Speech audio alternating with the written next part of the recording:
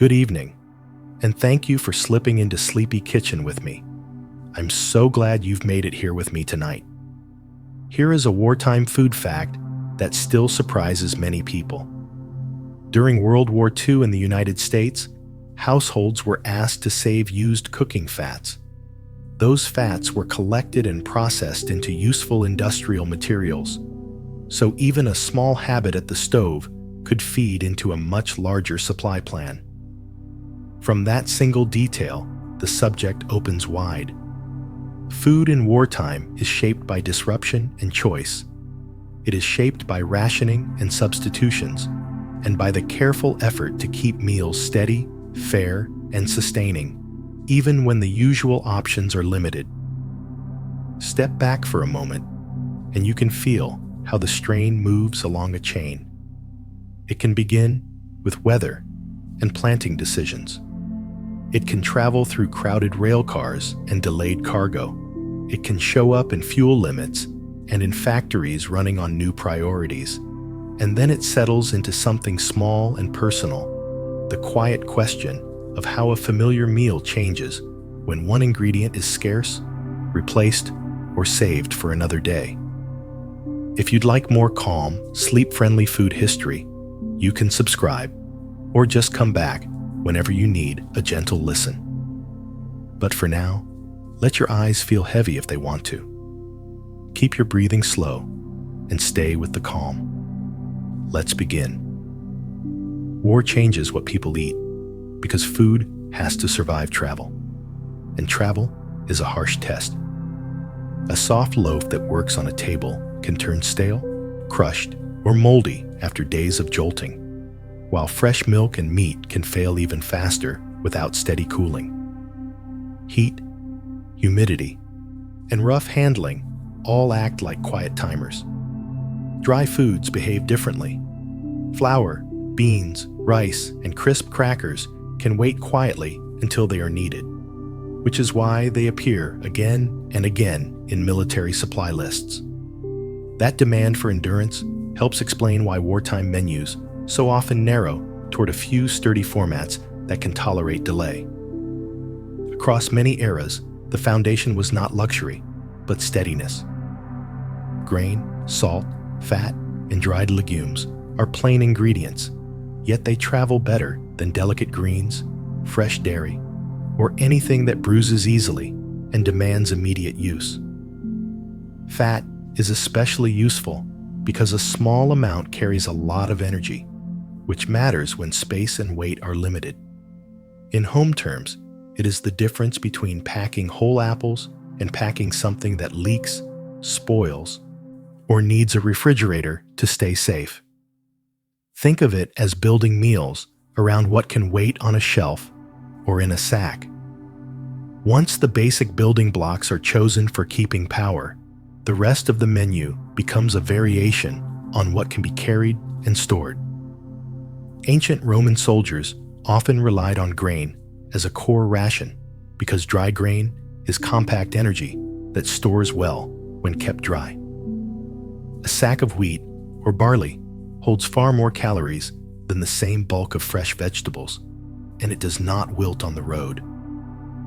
Compared with fresh bread that stales quickly, grain could wait and still become food with little more than water and heat, whether that happened in a camp or at a roadside fire.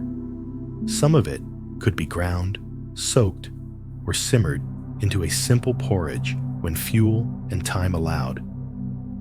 When a ration begins as an ingredient rather than a finished dish, it can be turned into porridge or flatbread without losing its usefulness, which points toward the wider logic of preservation. Unlike grain, meat spoils quickly unless something slows the process, and salt was one of the oldest, simplest tools for that job. Salted meat and fish could travel in carts and barrels for long stretches, and salting works in plain terms because it draws moisture outward and makes spoilage harder to start. Brine and dry salting both aimed at the same goal, lowering the chance that microbes could multiply. Dried peas and beans fit the same pattern. staying edible far longer than fresh produce, packing neatly into sacks, and turning into filling pots of food when there was time to cook. When preservation depends on salt and dryness, diets tilt naturally towards soups and stews that stretch those durable ingredients into steady meals. Hardtack became a famous wartime bread because it was designed around one goal: extremely low moisture.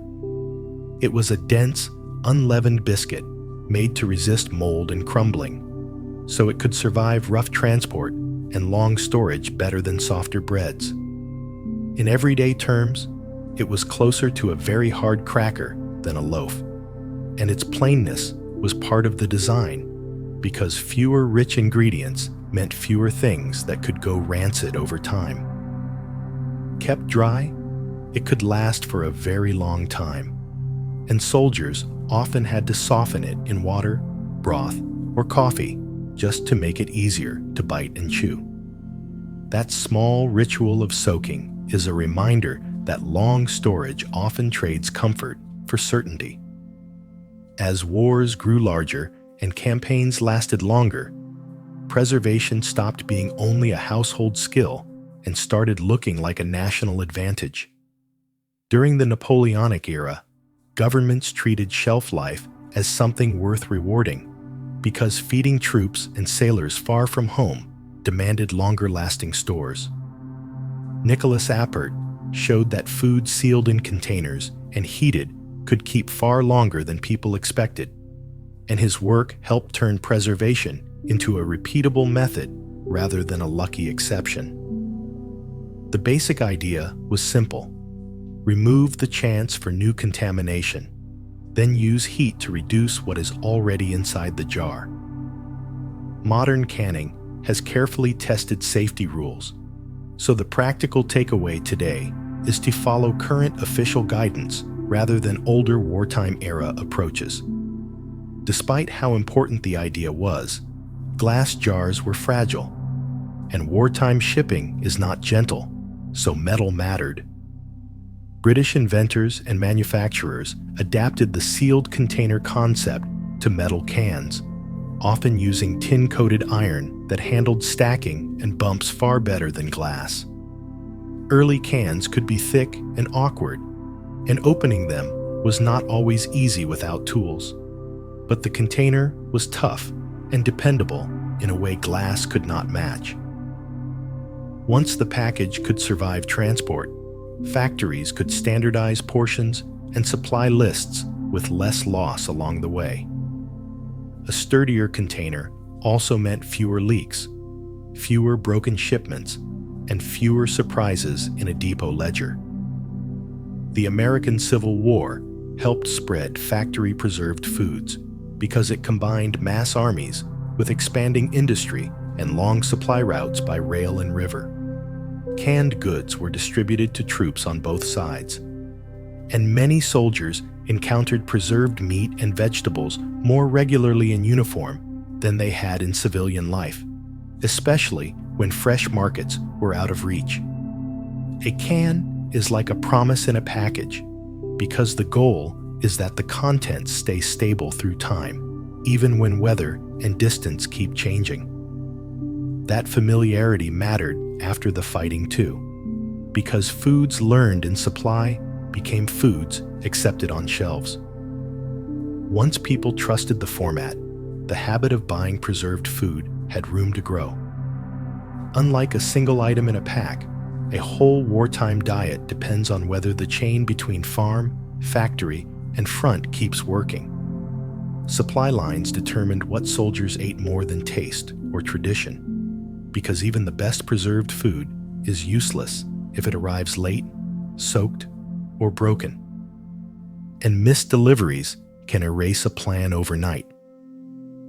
This is what people mean by logistics, the practical system of moving and storing supplies so meals show up when they are needed. Rail schedules, warehouse space, and packaging strength can matter as much as a recipe. From here, it makes sense that later wars kept pushing toward even more standardized rations and preservation, trying to make that chain less fragile with every new step. Once war reached an industrial scale, feeding people became a problem of standardization as much as cooking. In World War I, armies and support crews numbered in the millions and operated across multiple countries, so meals had to be predictable in weight, storage, and timing from one shipment to the next. When food travels by railcar and ship-hold instead of by hand to a table, it has to behave like cargo. It needs containers that stack cleanly, markings that tell you what is inside, and portions that can be counted without opening them. I think of it like ordering the same size parts, so any depot can use them without improvising. That pressure encouraged governments and suppliers to favor packaged staples and repeatable ration formats, because repetition let planners estimate calories, arrange transport, train cooks, and replace losses without rewriting the entire plan each week. In that kind of system, comfort is secondary to clarity. A cook at the front does not need surprises. They need the same staples arriving in the same shape, so a routine can stay steady even when everything else moves. Drying mattered because water is heavy, and weight limits every supply plan. Dehydrated vegetables and powdered soup bases could be shipped in bags and tins that weighed far less than their fresh versions, yet still added color and flavor once water and heat were available. Carrots, onions, greens, and potato products could travel in forms that did not bruise, freeze, or rot quickly, and a single crate could carry more meals than a crate of fresh produce. In everyday terms, it is like choosing a small jar of dried onion flakes over a whole sack of onions when you have to carry everything yourself, only multiplied across train loads and ship pallets, where every pound competes with fuel, mail, and medical supplies.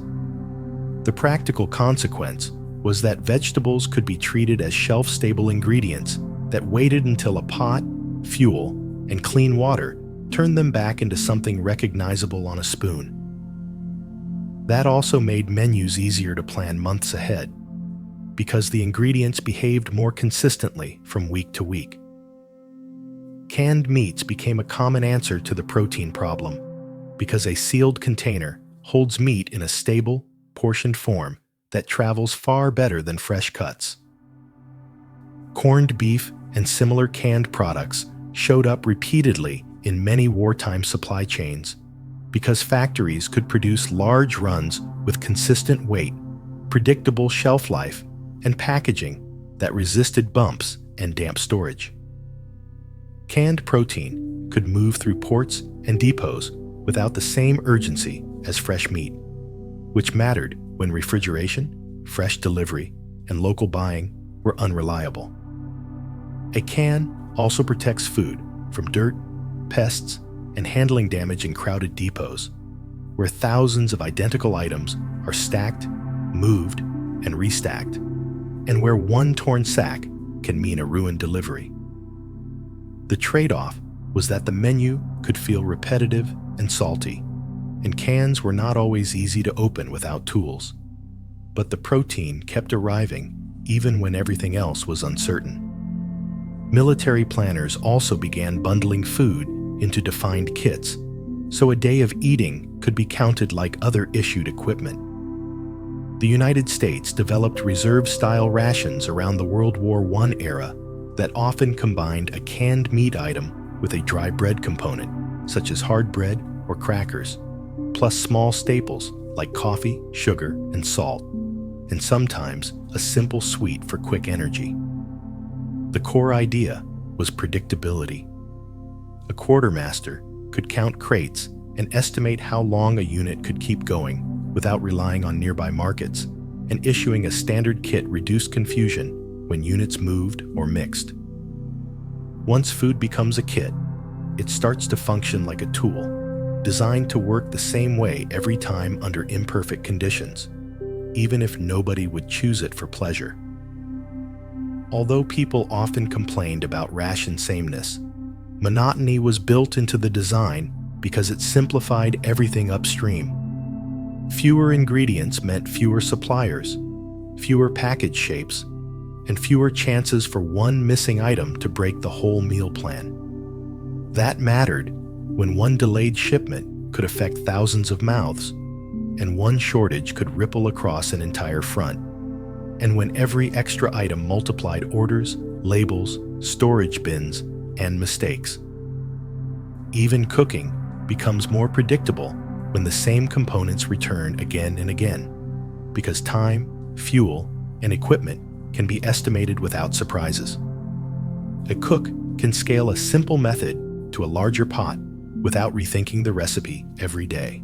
In the calm logic of supply, a plain meal that arrives reliably is more useful than a varied meal that depends on perfect timing, perfect storage, and perfect coordination across many hands. Long stretches on preserved foods also highlighted a separate problem. Nutrition is not only about calories. Diets dominated by refined grains, canned meats, and sweetened drinks could leave gaps over time, especially when fresh fruit and vegetables were scarce for weeks. People responsible for health in camps and on ships recognized familiar deficiency patterns that had been described in earlier eras.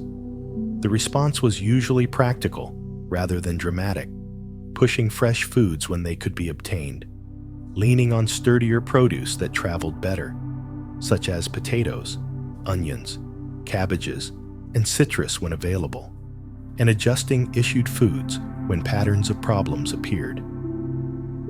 That growing awareness helped shape later ration design, where enough food started to mean more than enough volume. And variety became a logistical goal, not a luxury. By World War II, the United States issued named ration systems meant for different kinds of movement and different lengths of use. The C ration was a canned, longer use field meal designed for repeated issue, often built from separate components that could be mixed and matched. The K ration was a lighter boxed meal intended for fast-moving situations where weight and space were tighter, and where meals might be eaten in short breaks rather than at set times. The point was not that one format was better in taste, but that each solved a different transport problem, like choosing between a full tool case and a compact pocket kit, depending on the job. This kind of thinking spread in different ways across many militaries as they tried to match food to speed, distance, and terrain. Once multiple ration types existed, planners could fit the meal to the situation, which made the supply system more adaptable when conditions changed quickly. A K ration box typically included a simple main item, crackers, and small packaged extras meant to be eaten quickly with minimal preparation. Many versions included instant coffee, a fruit or energy bar, and chewing gum, and some versions also included cigarettes as a morale item. The contents were protected by waxed cardboard and sealed inner wraps that resisted moisture, so the meal could ride in a pack without turning to crumbs, paste, or damp paper. The servings were modest, closer to pocket foods than a sit-down plate, and the design assumed short periods of use rather than a long-term diet. Calories were concentrated into small items that could be eaten even when there was little time to stop. That compact, self-contained style is part of why wartime rations became a model for later portable meals and packaged snacks, especially in situations where cooking time is uncertain. All of this planning required governments to think about food as units that could be measured, priced, and allocated under pressure. When meals are built from standardized components, it becomes possible to track inventories, forecast needs, and decide what gets prioritized when supplies tighten, because you can compare cases and calories the way you compare fuel and boots. In a sense, military rations treated eating as a managed flow of goods, with counting and paperwork as important as taste and tradition. Fairness was defined by the rules of distribution rather than by the abundance of markets. From there, it is a small step to see how similar thinking moved onto civilian shopping, where control systems tried to keep basics moving to everyone, not only to those who arrived first, and where households learned to plan around limits and substitutions. Home front rationing was a way for governments to manage scarcity by turning everyday shopping into a controlled system.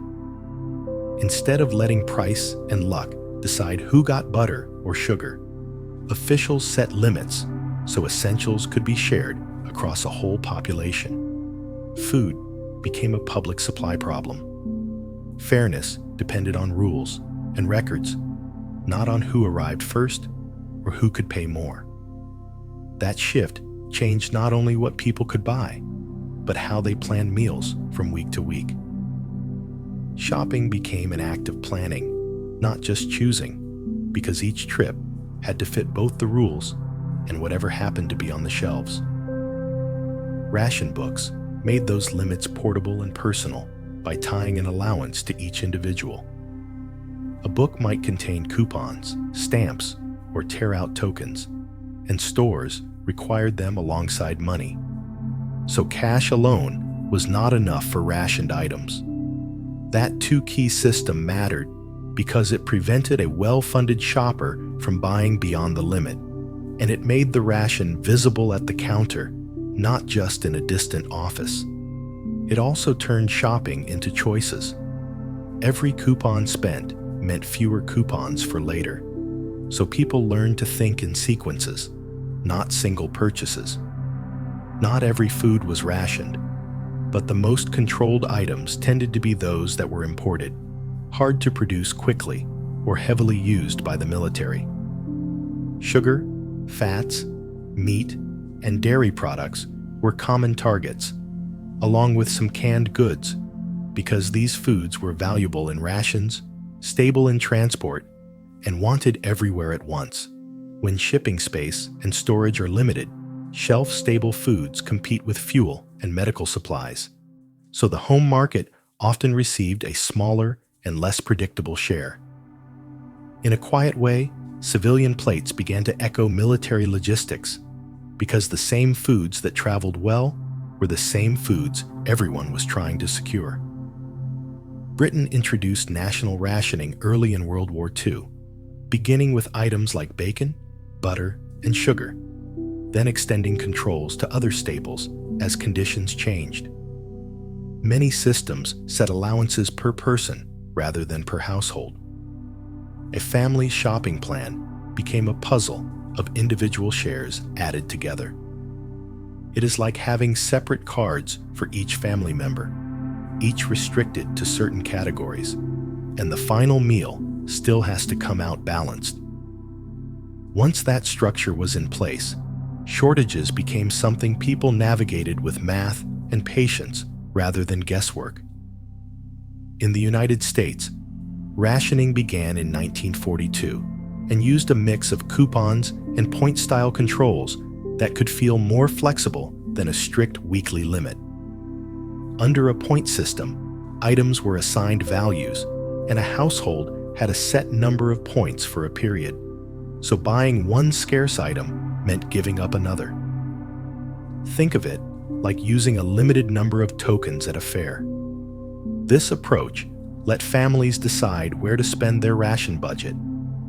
If one product vanished from shelves, points could shift toward another choice when it appeared, which encouraged substitution as an everyday habit. Rationing aimed to reduce hoarding and keep basics within reach, but limits can create friction when an item becomes scarce and valuable. Some people tried to bypass the rules.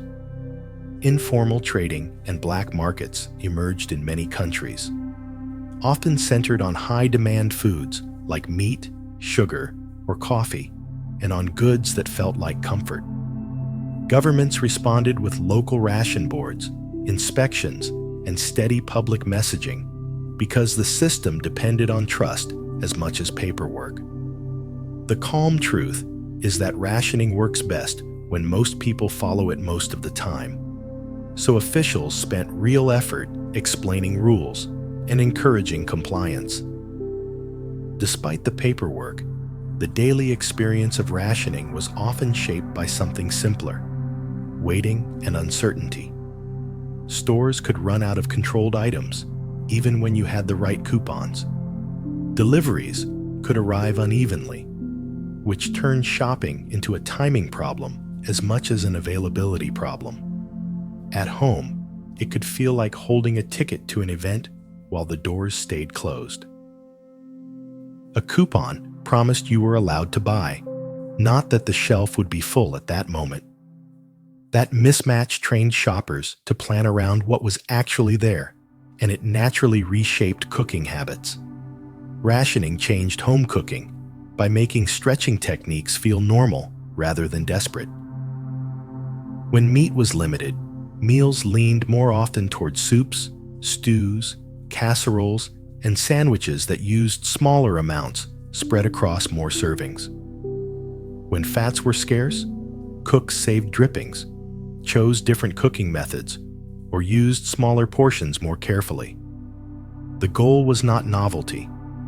The goal was steadiness, to keep meals familiar in shape even when ingredients shifted, like making several days of lunches from one roast by turning it into different formats. Once households adapted to that rhythm, substitution became a basic skill. A dish might call for a specific fat, but in practice, it meant whatever fat was available. A filling might call for meat, but it could be padded with beans, grains, or vegetables to stretch the ration farther. People learned to build flavor from onions, herbs, and browned bits at the bottom of a pan. Small techniques could make a limited meal feel complete.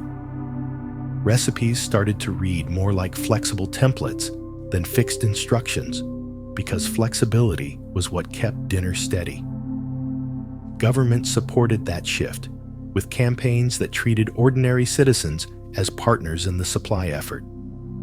Agencies published pamphlets, radio segments, posters, and newspaper columns that explained how to use available foods well, how to reduce waste, and how to cook with substitutes while keeping meals sensible. Instead of saying, "Eat less," the message often leaned toward manage smarter, swap a scarce ingredient for a more available one so supplies could reach everyone. Over time, that steady stream of advice helped standardize what wartime cooking meant, and it gave households a shared vocabulary for making do without feeling lost. Waste reduction fit naturally into the same story. When supply is tight, scraps and leftovers stop looking like clutter and start looking like tomorrow's meal. Bones could become broth. Stale bread could become crumbs or a thickener. Vegetable trimmings could flavor a pot, and a small amount of fat could be saved to start the next pan. The point was not to romanticize hardship. It was to recognize that careful use matters more when millions of kitchens are trying to make supplies last. Victory Gardens offered another way to add fresh food without competing directly with the commercial supply chain. A small plot could produce vegetables and herbs that were hard to ship and easy to spoil. And even a modest harvest could stretch ration meals by providing greens, tomatoes, or beans that did not require coupons. You can think of it as adding a tiny extra pantry that grows outside the point system. Gardens also reminded people that freshness comes in seasons, and the kitchen can follow that rhythm when it has to. Once fresh produce could be supplemented at home or in community plots, it became easier to reserve rationed items for what could not be grown easily. It also encouraged neighbors to share knowledge, not only goods. They compared what stores had that week, which substitutions worked, and which recipes held together when a key ingredient was missing. A conversation on a doorstep could be as useful as a newspaper column because it connected the rules to real kitchens and made the system feel livable. By the time a household had lived with coupons, points, and uneven deliveries for months, planning became a calm discipline. People learned to keep a short list of flexible meals. They learned to buy when something appeared, then build the week around it.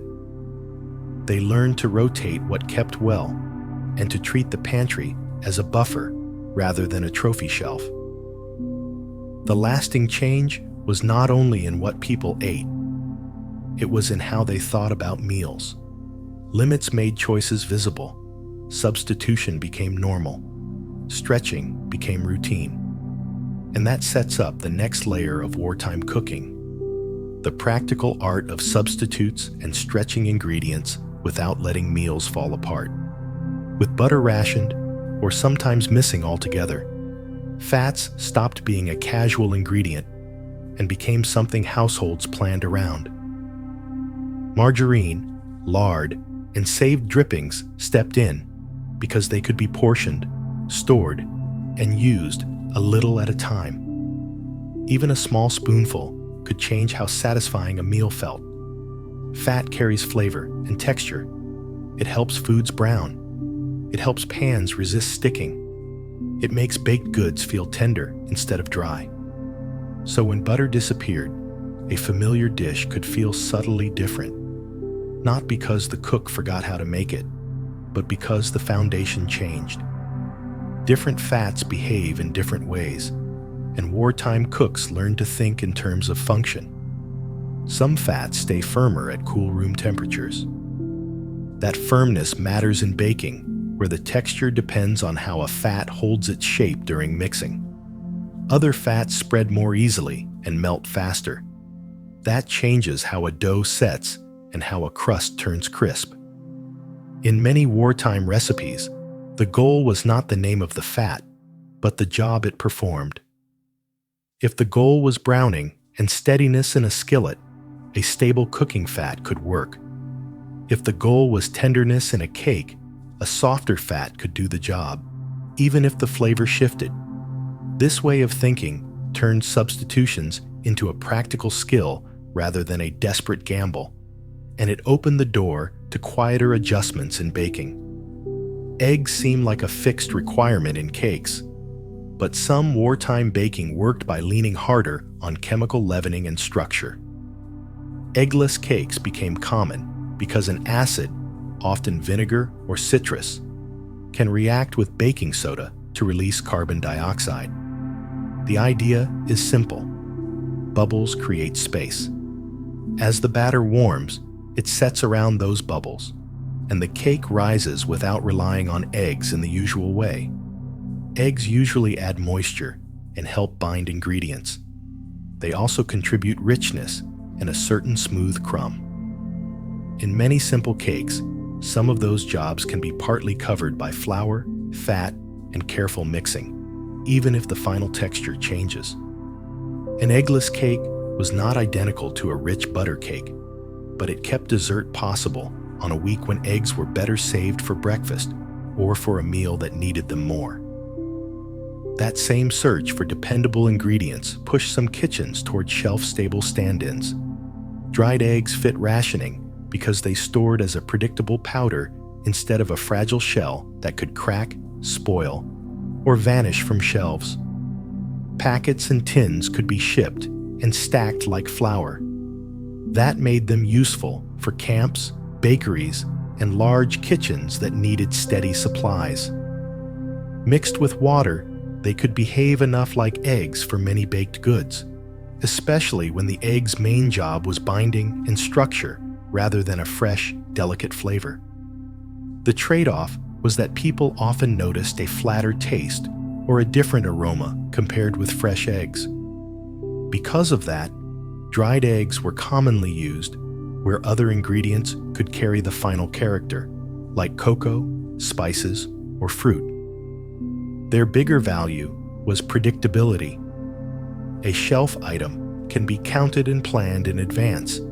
which is not always true of fresh eggs when deliveries are uneven. Sugar shortages pushed desserts toward sweeteners that were easier to obtain or that stretched differently in recipes. Honey and corn syrup could replace some sweetness. Mashed dried fruits, such as dates and raisins, added both sugar and bulk. These options did not behave exactly like granulated sugar. Syrups add moisture. Fruit pastes add texture and density. Many wartime sweets turned denser or more pudding-like even when the flavor stayed familiar. A syrup-sweetened cake might stay softer for longer. A fruit-sweetened loaf could feel heavier and more bread-like. Even browning could shift, since sugar influences crust color and caramel notes. Cooks learned to judge doneness by look and feel, rather than by one expected shade. Once appearance and texture became flexible, the kitchen gained permission to aim for the spirit of a dish instead of a perfect match. Not every substitute was hidden, and that is where mock recipes came in.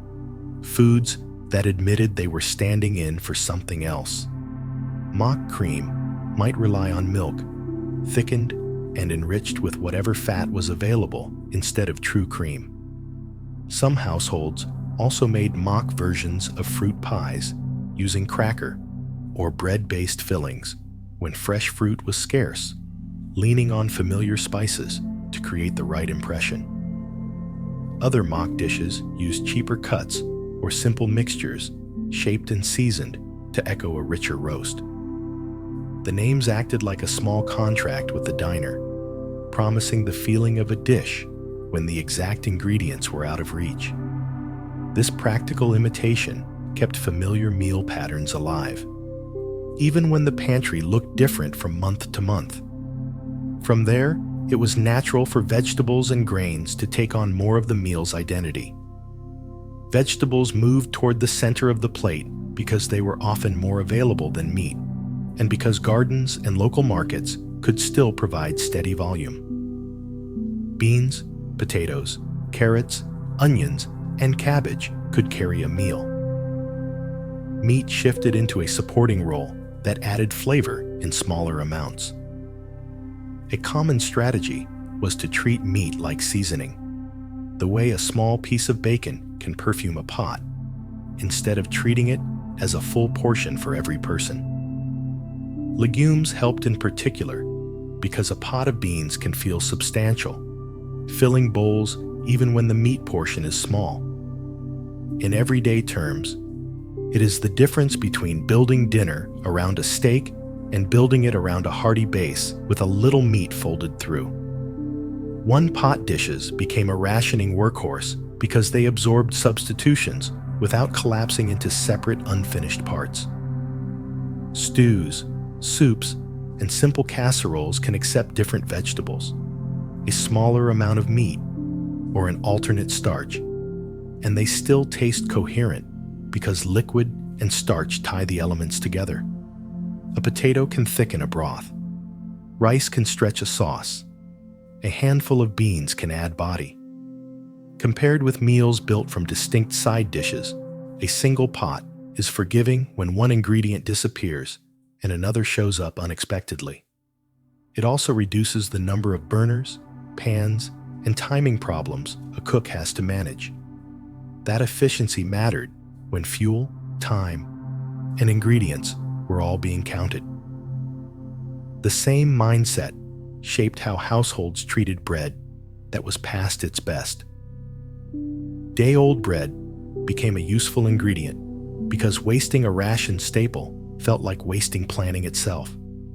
Stale slices could be dried into crumbs, cut into croutons, or soaked into puddings and savory stuffings.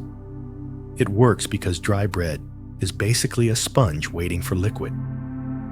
Once rehydrated, it regains tenderness. Once toasted, it becomes crisp and useful as a topping, a thickener, or a way to add substance to a dish that needs more body.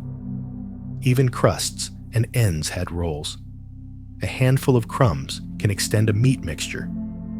A pan of bread pudding can turn a small amount of sweetener into a dessert for several people. This kind of reuse made meal planning steadier, since yesterday's bread could be counted as today's ingredient rather than today's loss. Thrift also encouraged cooks to save the parts of meat that used to be thrown away. Bones and scraps from roasts were often saved to make broth, because a second use could support several dishes that followed. Simmering bones and connective tissue can dissolve gelatin into the liquid, giving soups and gravies a fuller body. It also carries more of the meat's flavor forward, even when the meat itself is gone. Broth could then become the base for a sauce, a pot of beans, or a simple gravy poured over starches, making a small amount of meat feel present across several meals. The guiding idea was continuity. One purchase became a chain of related meals, rather than a single event that ended at the first serving. And as these routines spread, advisors began paying closer attention to how substitutions affected nourishment over time, not only flavor. Wars pushed governments to treat nutrition as a practical resource, not only a private household concern. When supply was tight, officials needed rations that delivered enough energy and enough basic nourishment to keep soldiers, factory workers, and children steady across months, not just across a single day. That is why many wartime programs leaned on nutrition specialists to set minimum targets, because a plan can look fair on paper and still fail if it leaves too many gaps. For planners, it was not enough to count crates and calories. They also had to think about protein, minerals, and vitamins in the background, the way you think about bolts and brackets in a bridge. If too many people feel weak, heal slowly, or fall ill, production drops, and the whole supply plan strains at once. Calorie counts, protein needs, and basic nutrient coverage moved out of clinics and laboratories and into ration boards, school systems, factory cafeterias, and family meal planning. Once food policy takes on that role, dinner is no longer only a matter of taste. It becomes a public stability problem, measured in what the average person can reliably get, cook, and digest week after week. The idea of essential nutrients became easier to explain in plain language when shortages made the consequences of missing them more visible. Vitamins are needed in small amounts, but they support everyday chemistry, so a long stretch without them can lead to recognizable deficiency patterns that public health workers had already seen in earlier eras. Minerals work in a similar way, supporting bones, blood, nerves, and many routine processes, even though they do not provide calories. This is why a diet can look filling and still be incomplete. A plate heavy on refined grains and preserved fats can meet the stomach's need for volume, while still leaving the body short on specific building blocks. Planners began talking about balance in a more structured way, because variety is not only comfort, it is coverage. If one category crowds out the rest for weeks, the small gaps add up quietly. Wartime planning made that math feel urgent, so nutrition started to sound like a checklist instead of a preference. Food fortification was one of the most direct tools for closing common gaps, and it works by adding key nutrients to staples people already eat. Instead of asking everyone to hunt for scarce foods during shortages, governments and mills could enrich flour so bread and baked goods carried more of what people tended to miss. Flour was a natural target because it moved through big mills and reached almost every household in some form, from loaves to dumplings to simple biscuits. In Britain, some wartime flour and bread policies included added calcium in staple products, and some enrichment practices continued later in various forms. The practical consequence is that nutrition can be built into the default pantry. That matters most when choice is limited, markets are unpredictable, and the safest path is whatever is already on the shelf. A fortified staple also spreads evenly because it reaches people who are tired, busy, or simply unable to chase special ingredients.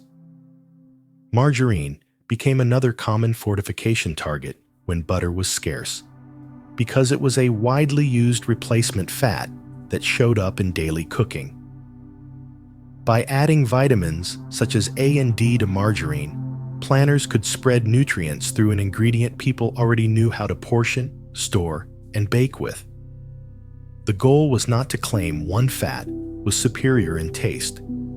The goal was to keep the overall diet from drifting too low in certain essentials when butter was limited by shipping space and military demand. It is a reminder that wartime nutrition often relied on quiet adjustments to ordinary foods rather than dramatic changes at the table. A small change in a common ingredient can matter more than a big change in a rare one. Public messaging helped translate nutrition goals into choices that worked with ration books and uneven store shelves. Governments used posters, radio segments, pamphlets, and newspaper columns to explain why certain foods were prioritized and how to assemble a decent meal from what was available. The language was usually simple, built around familiar categories like grains, vegetables, protein foods, and fats, because short, clear guidance travels farther than detailed instruction. Much of the messaging emphasized balance under constraint. It tried to keep preserved foods in the plan without letting them crowd out every fresh option, and it encouraged using sturdy produce when it appeared. In a world of limits, nutrition advice had to behave like a map, not like a lecture. In the United States, wartime food campaigns often paired the idea of eating well with the idea of using food wisely, connecting personal meals to national logistics. Messages encouraged families to conserve scarce items, accept substitutions, and grow produce at home when possible, because every pound saved or grown locally reduced pressure on shipping and factories. Victory gardens fit into this, and so did broader drives, sometimes grouped under names like Food for Freedom, which framed everyday eating as part of supply planning rather than private preference. Alongside slogans, practical tips circulated on how to stretch meat, save drippings, and turn leftovers into soups or sandwiches without wasting ration staples.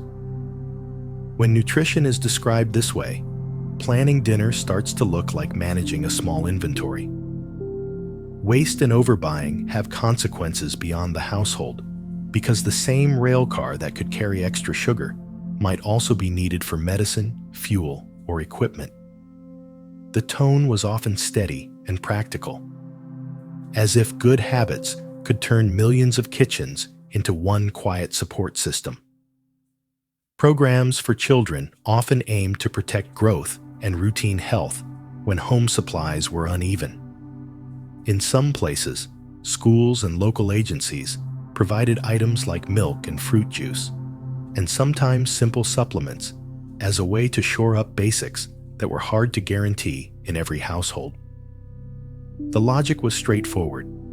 A small, regular serving can matter more than occasional abundance, especially when a child's diet depends on what a family can secure that week. These targeted supports also helped make nutrition feel measurable, as if stability could be built from steady, dependable defaults. They also eased stress for parents, because one reliable source can anchor a whole week of meals. Deficiency diseases were one reason fortification and targeted support mattered, because they were visible reminders of what long shortages can do. Rickets, linked to vitamin D and calcium status, and scurvy, linked to vitamin C, were well known from older history. So planners tried to lower risk by steering people toward fortified staples and whatever fresh or preserved sources were feasible. They also leaned on foods that traveled better when they could, like certain fruits or vegetables that hold up longer, and they adjusted plans when problems appeared in camps or cities. The goal was not a flawless diet. It was a diet resilient enough that preventable deficiency problems would be less likely to spread during years of stress.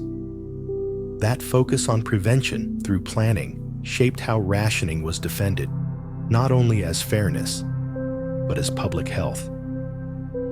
In calm terms, it was a promise that limits could still be structured to protect the basics. Wartime standards did not vanish when peace returned, because once governments build tools for measuring diets, they tend to keep the measuring tools. Nutrition targets, enrichment rules, and the idea of a minimum adequate diet influence later guidelines, labeling practices, and school meal programs in many countries. Historians also note a quiet irony. In certain contexts, rationing could improve diets for some lower-income families, because equal shares sometimes meant steadier access to basics than an uneven pre-war market provided. At the same time, the experience taught many households to read categories, compare portions, and think about food as a system, not just a set of recipes. And once food was moving around the world in such organized ways, it also carried new tastes and habits with it. That is how nutrition policy, logistics, and everyday cooking began to overlap, and it leads naturally toward the foods, flavors, and routines people met when they traveled far from home. Large wars moved people across borders in numbers most peacetime travel never matches, and food became an accidental form of cultural exchange. When a unit arrives with thousands of appetites, it has to eat what the local land, ports, and warehouses can provide, even if those foods feel unfamiliar at first. Living that way for months is like being fed from a pantry that is not your own. New staples stop being curiosities and start being routine. A meal repeated often enough stops needing an introduction. Availability teaches familiarity. It is a quiet lesson, and wartime routines kept teaching it, one bowl and one tin at a time.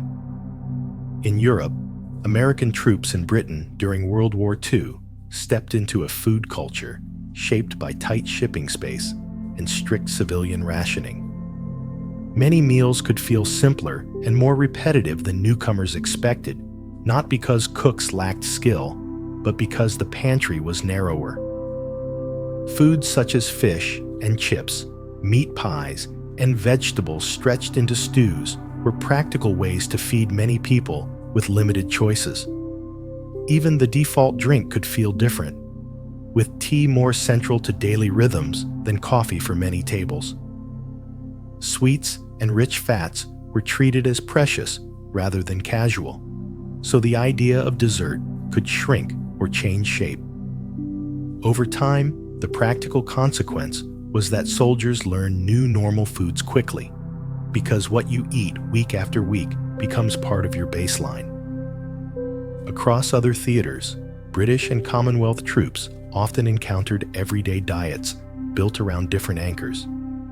In parts of Asia, Africa, and the Middle East, rice, flatbreads, and legumes carried daily calories instead of wheat loaves and potatoes.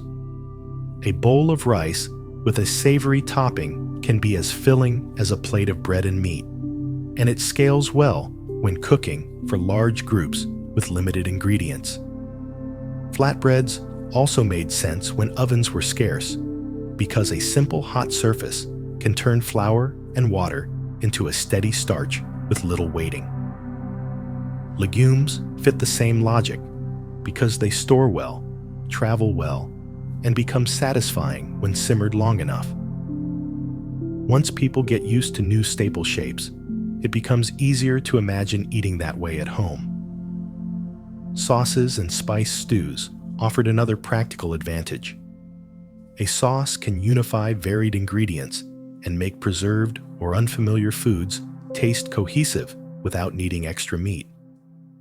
Seasoned pots could accept vegetables, canned items, or small amounts of protein and still feel complete. Near bases, tropical fruits and new vegetables could appear in local markets, and those foods felt especially distinct because they were fresh, local, and seasonal in ways rations were not. For many people, that contrast mattered because it linked place and weather to what was on the plate. When a new flavor becomes linked to daily life, not just to a single surprise, it tends to stay. Some foods spread not because they were celebrated, but because they were dependable. Spam became a global wartime food because it was a shelf-stable canned meat product that traveled well and fit into many ration systems.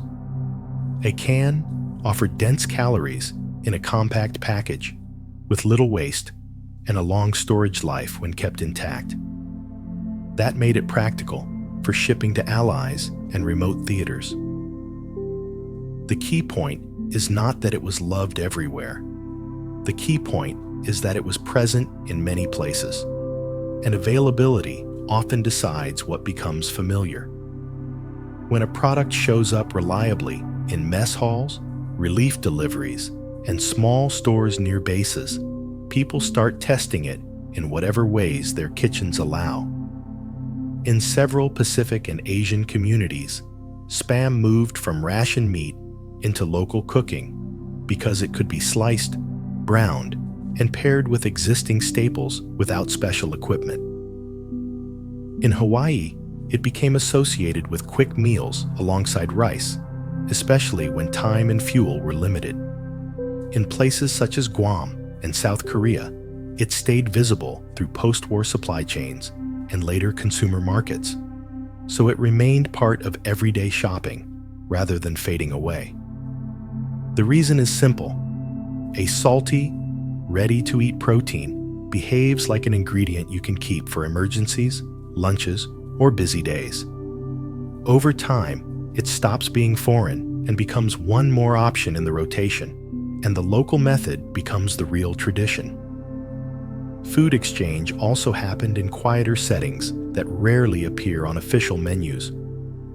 Wartime labor systems moved people into new kitchens, new farms, and new daily routines.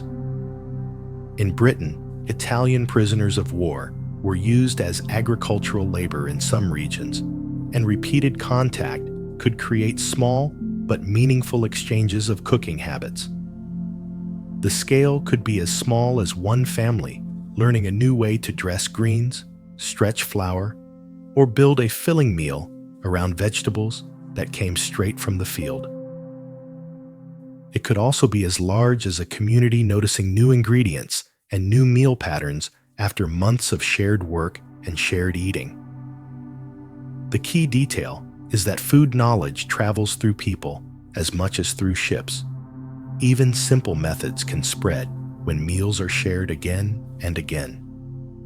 Then there is the pathway that runs in reverse. Soldiers returning home with cravings for foods they first met abroad.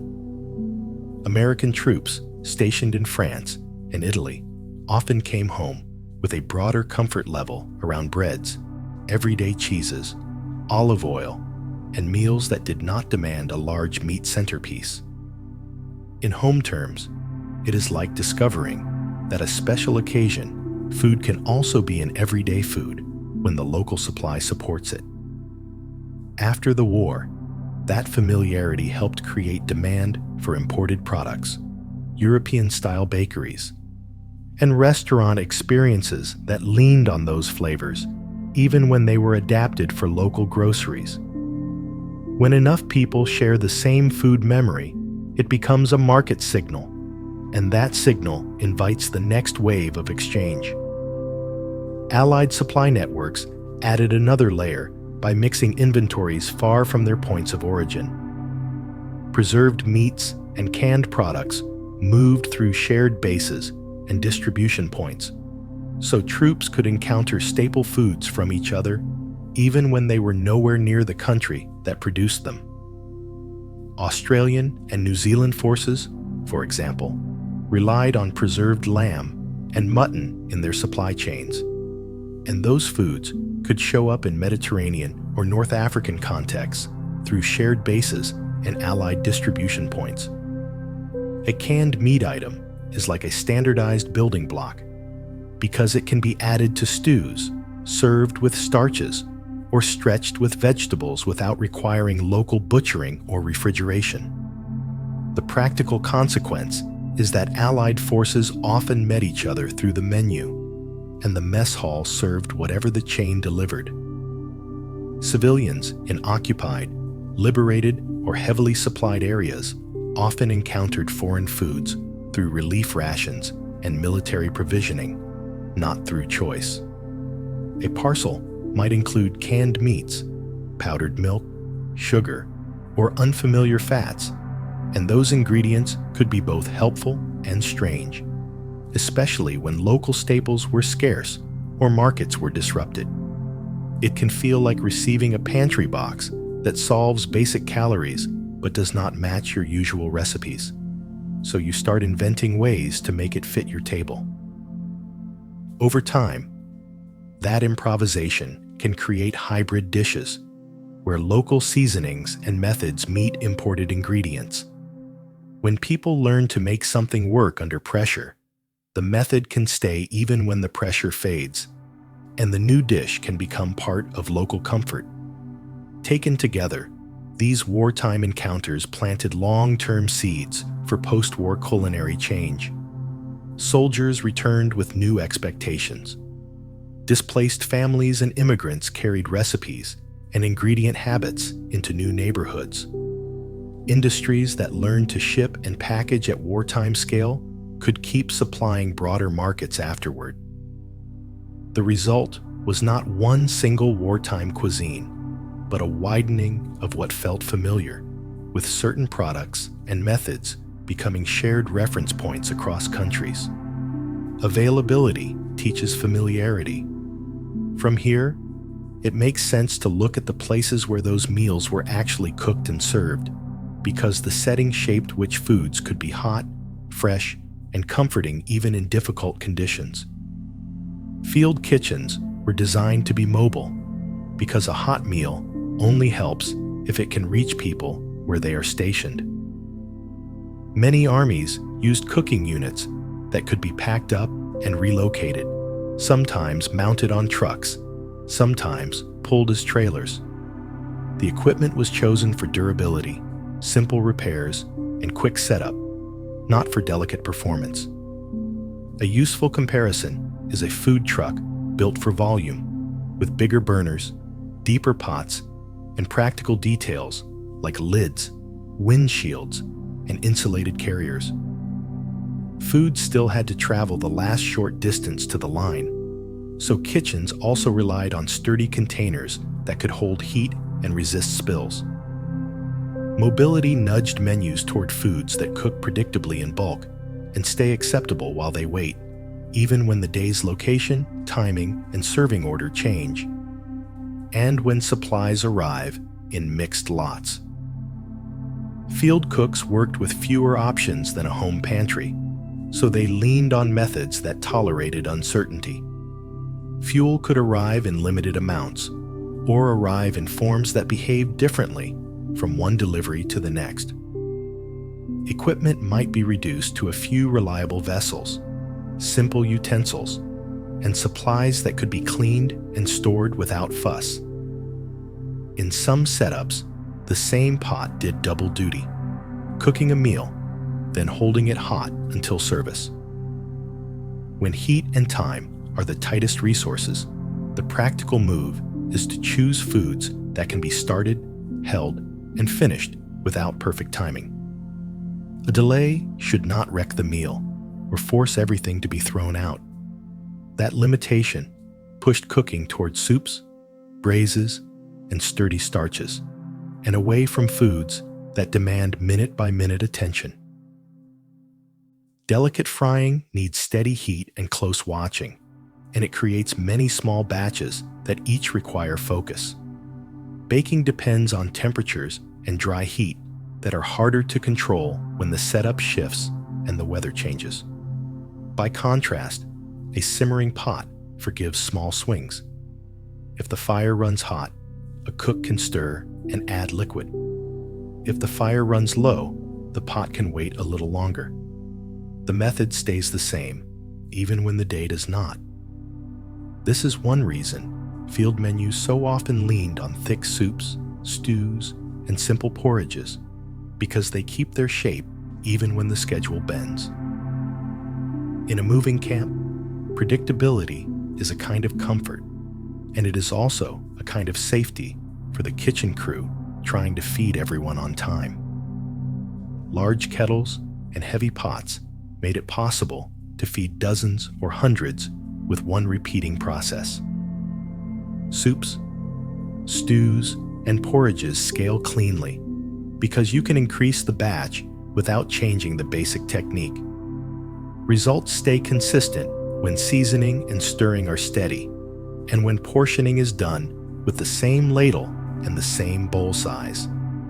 It is the difference between one big batch that can be served reliably and 100 separate plates that each need attention. The batch approach keeps labor steady, reduces mistakes, and makes it easier to give everyone similar portions.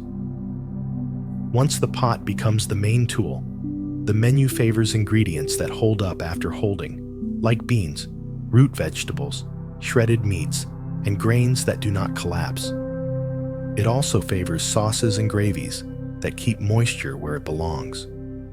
Water was a hidden ingredient that shaped field cooking as much as food did, because it affected both meals and cleanup. Many ration items could be eaten without cooking, but hot drinks, soups, and basic washing depend on water that is safe enough to use.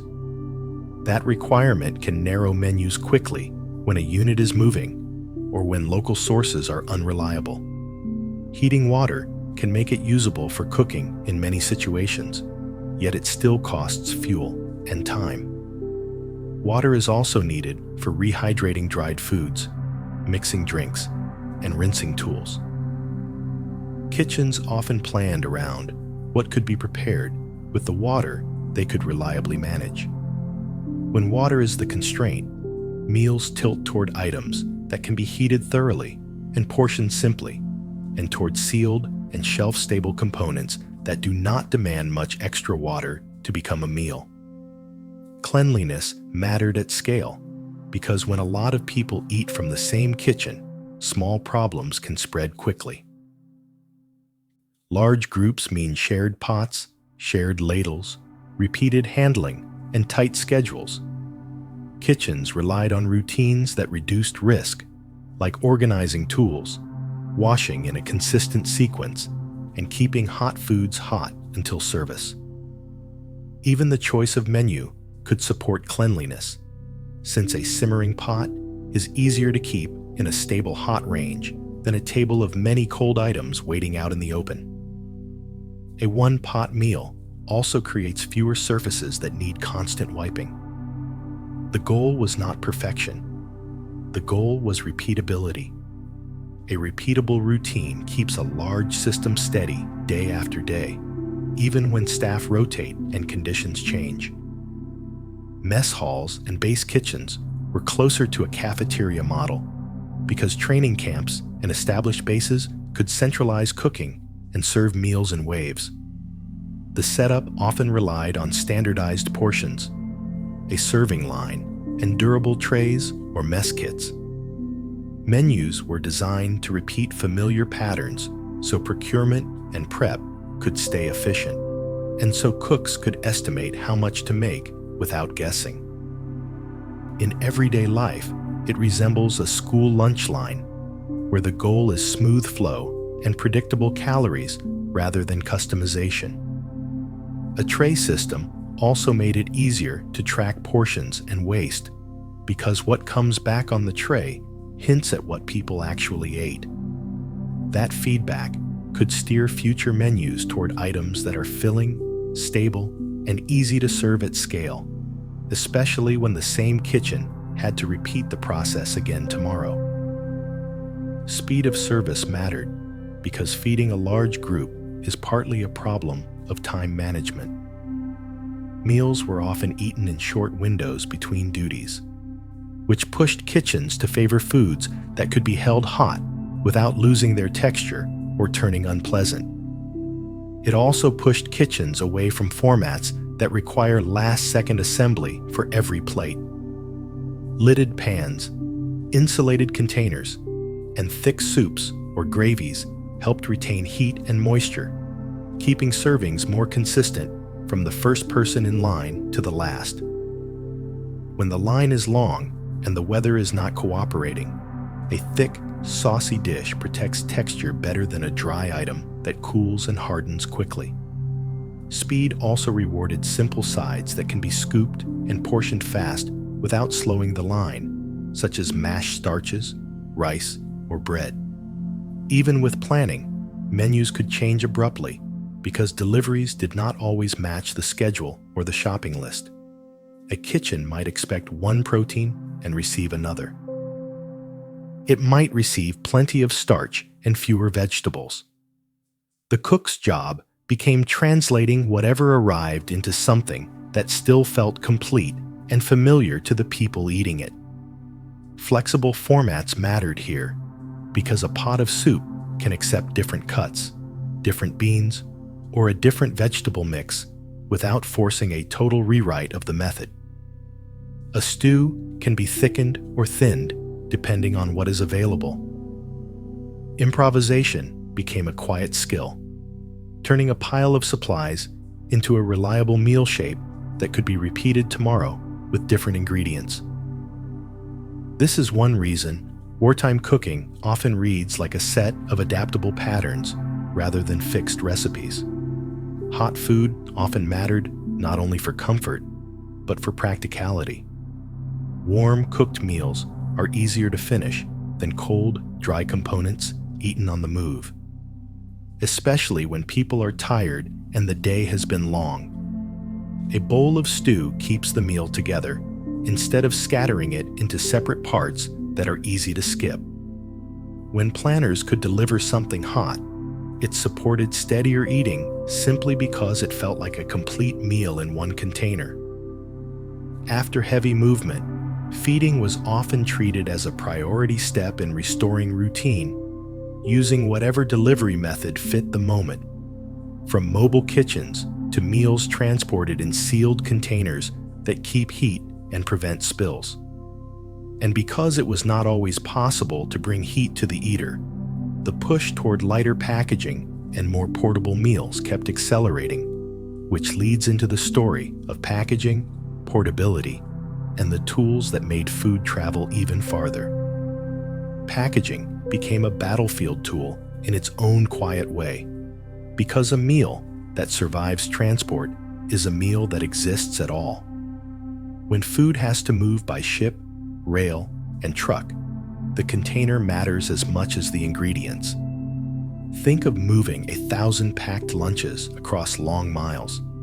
Every leak becomes a real loss, and every broken jar becomes dead weight. Planners favored packages that stack neatly, resist crushing, and can be counted fast. Cases, labels, and standard sizes became part of the ration system the way boots and blankets were. Pallets of uniform boxes could be loaded, tallied, and found again in dim storage. Stenciled markings told handlers what the box was, where it was going, and sometimes which production lot it came from. That logistics-first approach encouraged smaller wrappers and flatter meal parts, because tidy shapes travel better than awkward ones and are simpler to issue one by one. A seal is a quiet promise, and wartime supply depended on promises that held. Lightweight wrapping became valuable because it could protect single items without the weight and bulk of tins or glass. Foil-wrapped fats, chocolate, and similar components traveled more like coins than like crumbs. They handled heat and humidity better than plain paper, which helped keep texture and flavor steady over weeks of storage. Waxed paper and other coated wrappers helped crackers stay crisp, and helped sweets stay separate. They reduced grease stains and limited odor transfer between items inside a kit. Once small parts of a ration could stay clean, dry, and portioned, meal kits became easier to pack, easier to hand out, and easier to eat in pieces across a long day.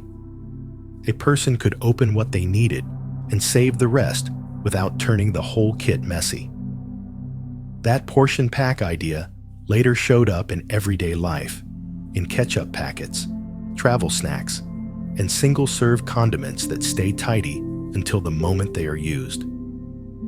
Plastic films and laminated packages push that idea further by using layers that each solve one problem. A tight sealing film keeps a package closed.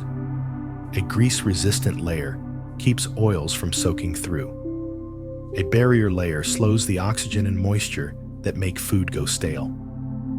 With those layers working together, a snack can wait longer without turning soft or flat.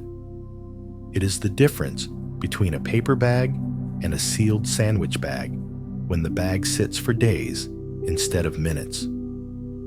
Heat-sealed seams mean the package stays shut even when it is jostled in transit. With better barriers and better seals, planners could include a wider range of snacks, mixes, and side items that stayed stable without needing heavy cans. Clear films also reduced guessing because contents could be checked without opening the seal. A seal is a quiet promise, and a clear window can make that promise easier to trust.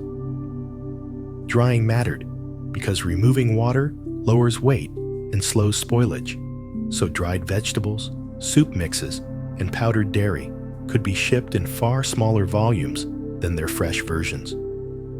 A case of dried components can represent many servings once water is available later. That is why dehydration shows up again and again in military planning. From dried potato products to instant broth bases, powdered milk, and other dry staples that keep their value even when fresh supply is uneven.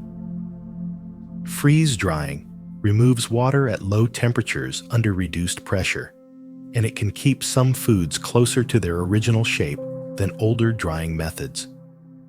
It is usually reserved for items where that extra quality is worth the cost.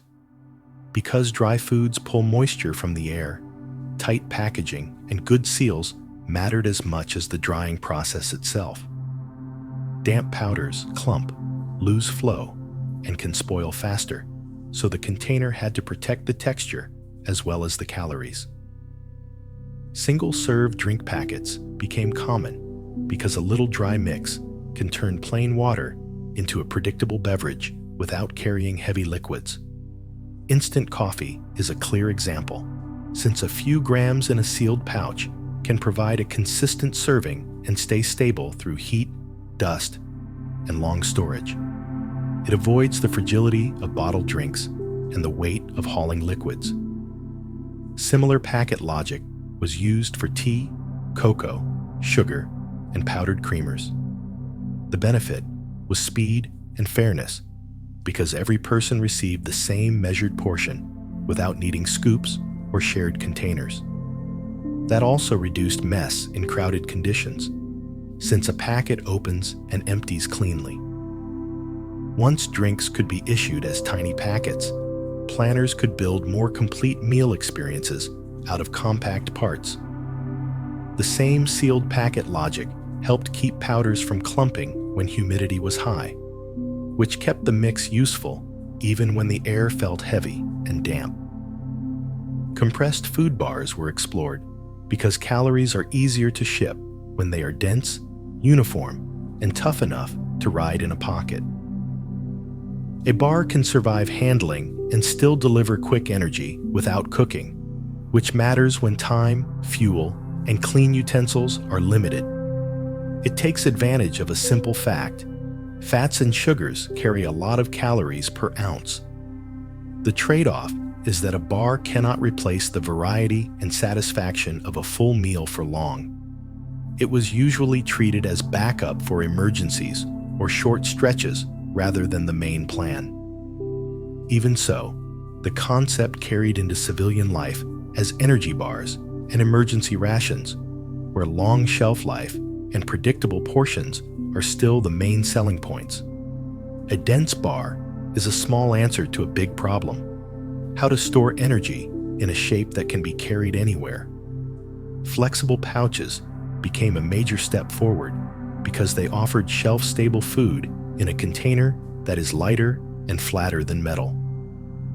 Retort-style pouches are designed to handle heat processing after sealing, so the contents can be stable like canned food, while the package packs flat like a thin book in a box. Compared with cans, pouches reduce shipping weight and reduce empty volume waste once the food is eaten. They leave less sharp metal trash and less risk of rust.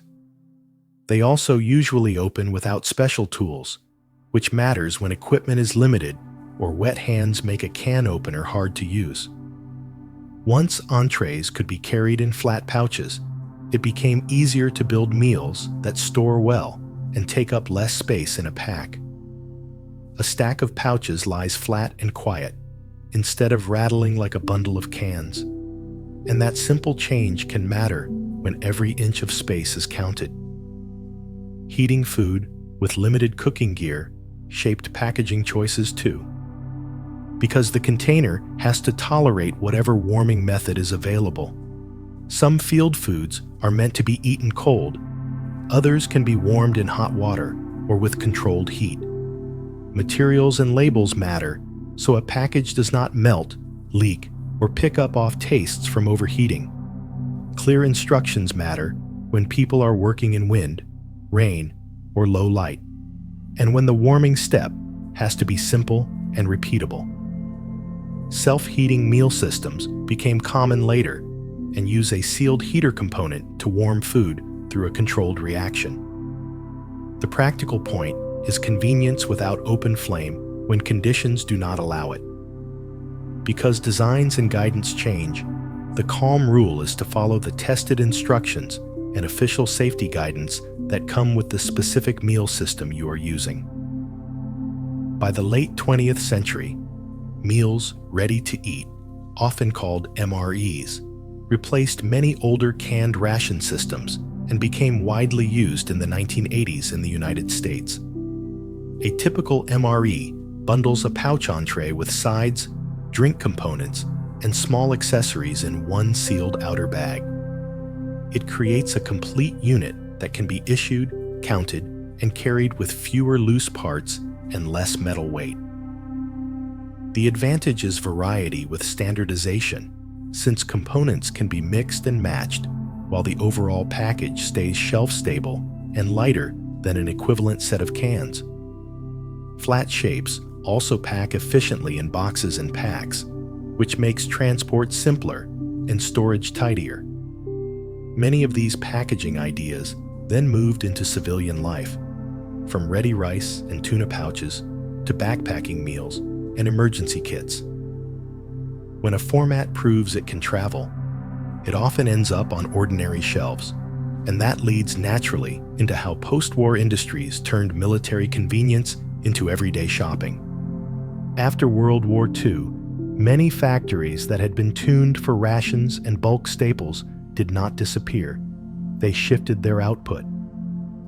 A plant that can sterilize cans, portion ingredients, and pack millions of identical units already has the rhythm of mass feeding.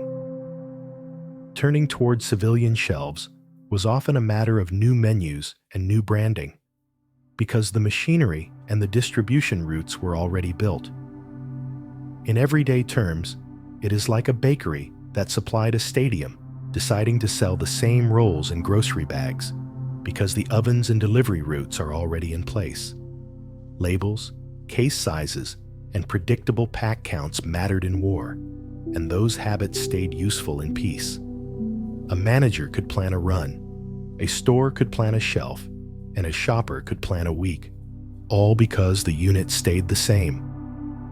As that machinery turned back toward households, It carried wartime habits of uniform portions and long shelf life into ordinary shopping. It also carried a quiet promise. Dinner could be steadier when the pantry was steadier. Take a slow breath here and notice how the story keeps returning to the same idea. Food that behaves predictably becomes easier to plan around. Canned foods became a centerpiece of post-war pantries because a sealed can offers predictability that fresh markets cannot always match. Canned soups, vegetables, and meats can sit on a shelf for months, so a household can keep a small reserve without perfect timing or frequent shopping. The advantage is standardization. A can is a fixed portion with a consistent label, letting recipes say, "Use 1 can," and actually mean something repeatable. That repeatability matters on a weeknight when energy is low. Once cooks could rely on a measured base, convenience became something you could plan for instead of something you found by luck. Canned soup in particular was sold as a shortcut because it collapses several cooking steps into one item. Instead of simmering broth, chopping aromatics, and balancing seasoning from scratch, a cook could open a can and have a dependable starting point in minutes. Many people treated it as a foundation, then decided whether to leave it plain or add noodles, rice, beans, or a few vegetables to make it feel more complete. In some kitchens, the soup also became a sauce base for casseroles, or a gentle binder that helped a dish hold together. The foundation idea helped canned goods shift from emergency storage to everyday routine. It also trained people to see meals as something assembled from stable parts, one reliable component at a time. Frozen foods expanded as cold storage moved from a specialized system into a routine part of retail and home life. Freezing works in a simple way. Cold slows the changes that make food go stale or spoil. It only succeeds when the cold chain stays steady from plant to store to home freezer. As stores invested in freezer cases and more households had freezer space, frozen vegetables, fish, and prepared foods became easier to buy in bulk and portion over time. A freezer lets you take only what you need and return the rest to quiet storage, which makes shopping less urgent and more flexible. A bag of frozen peas works like a small time capsule, letting a simple vegetable show up on a weeknight without depending on the produce delivery schedule. Freshness started to feel less tied to the day you shopped, which changed how people planned meals across a whole week. Prepared meals for home use leaned on an institutional idea: one tray with several sections, portioned for speed. What later became known as TV dinners often used compartmented foil trays, echoing serving styles familiar from cafeterias and large dining systems where portions need to stay distinct and easy to handle. The design solved an everyday problem. You could heat a protein, a starch, and a vegetable together without turning everything into one texture. The tray also worked as both cookware and plate, which reduced the extra steps of transferring and serving. Once that format existed, a meal could be treated like a single packaged unit instead of a set of separate dishes. Dehydrated and powdered foods moved from supply lines into home cupboards because they offered light storage and quick preparation. Instant mashed potatoes, powdered milk, and dried soup mixes are built around one promise: add water and get something recognizable with little waiting. The pantry logic is straightforward. A box of flakes or a pouch of powder takes up less space than a fresh equivalent and is less likely to spoil before you use it. The trade-off is that texture and flavor can differ from freshly made versions, so these products often worked best as supports, backups, or building blocks rather than showpieces. Their quiet power was dependability, which fit the post-war taste for predictable routines. Convenience foods matched a social reality. Many households had less time to devote to daily meal preparation than older expectations assumed. During the war, routines were pulled outward by factory shifts, long workdays, and crowded transport schedules. After the war, patterns varied widely by place and decade, but plenty of families continued balancing jobs, commutes, school calendars, and caregiving alongside dinner. A can of soup or a frozen entree can feel like buying time because it replaces chopping, simmering, and seasoning steps with opening and heating.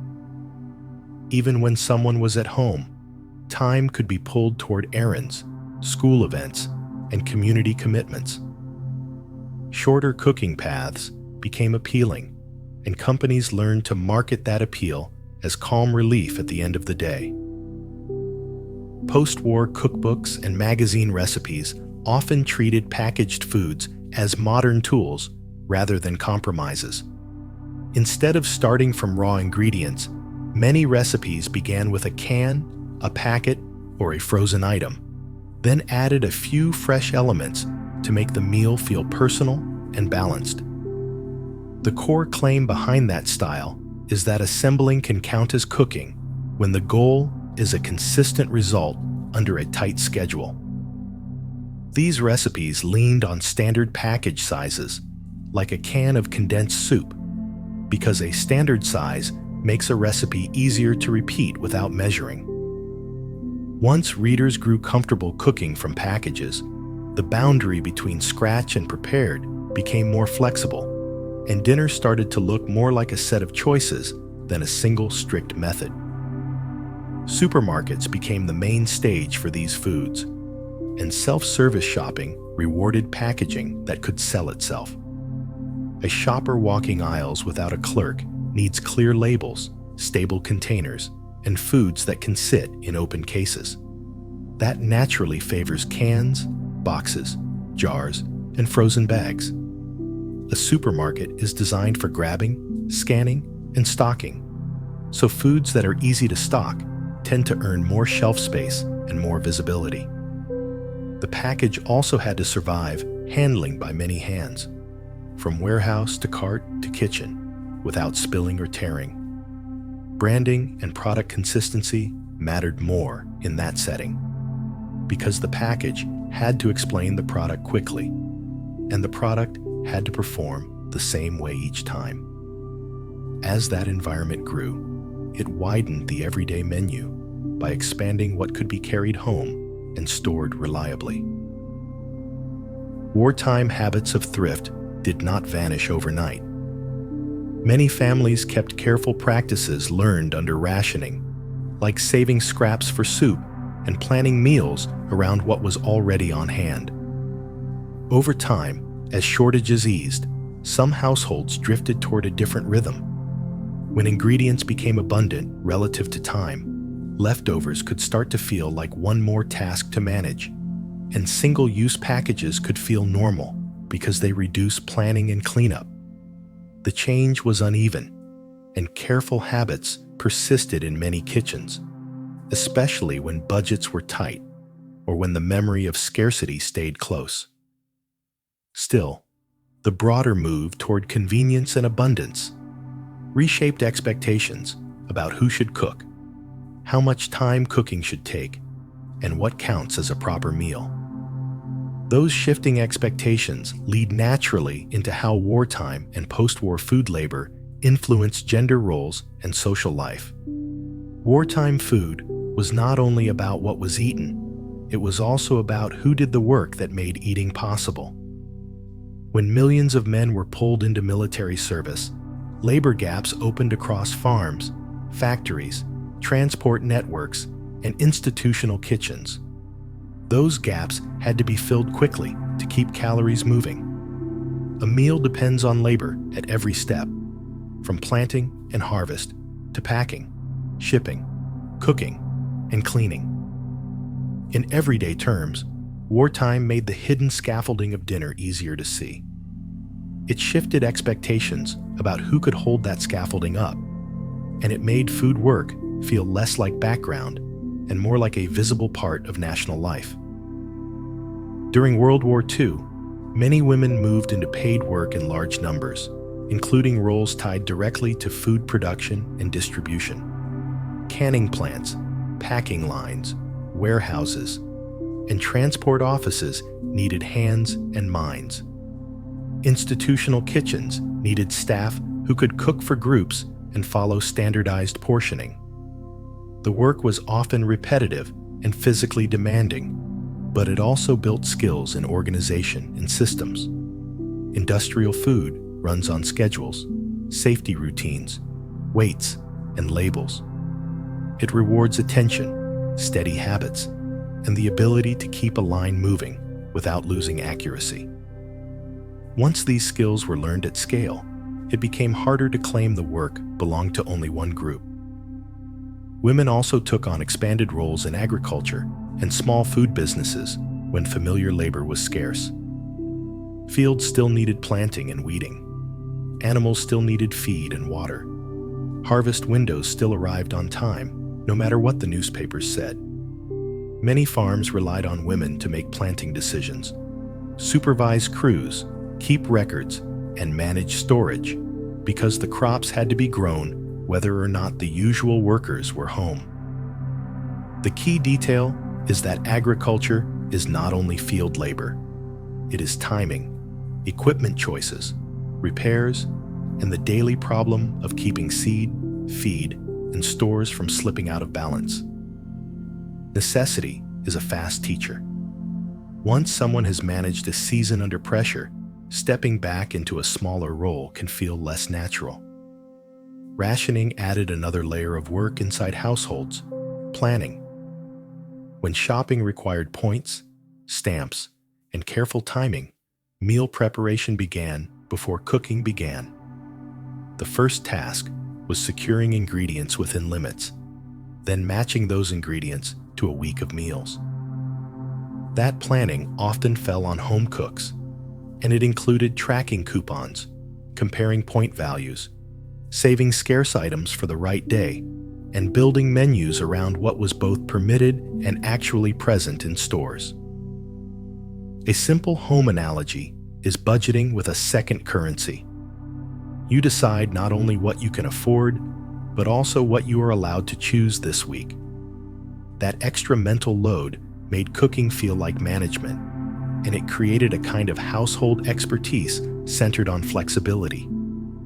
Government campaigns reinforced this by addressing households directly and treating everyday choices as nationally significant.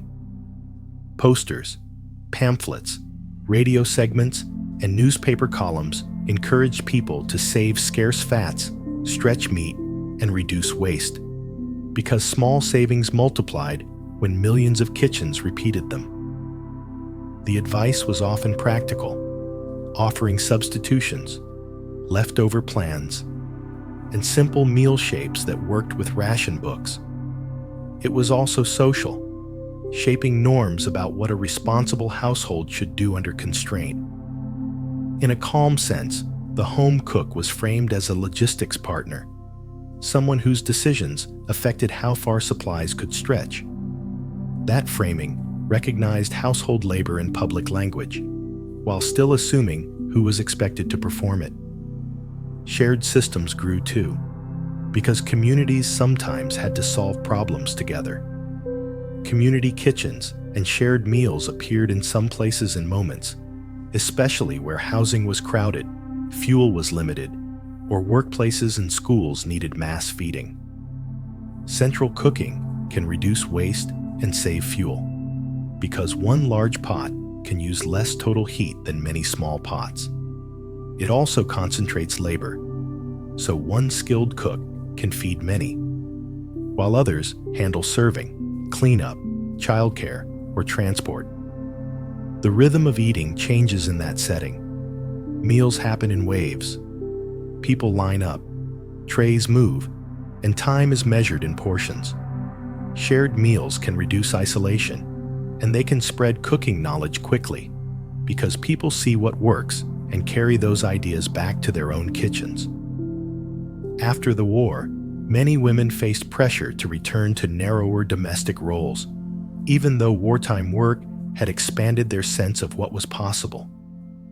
The experience of earning wages, running schedules, and handling complex tasks could reshape expectations, especially for those who had seen themselves succeed in roles previously closed to them.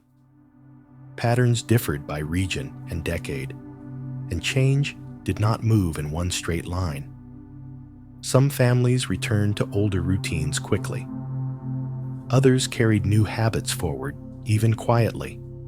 Food sat near the center of this shift because it touches both paid work and home life, and it is required every day. That daily requirement made negotiation visible because the question of who shops, who plans, and who cooks is a constant practical issue. The post-war convenience food industry marketed heavily to the person expected to manage household meals.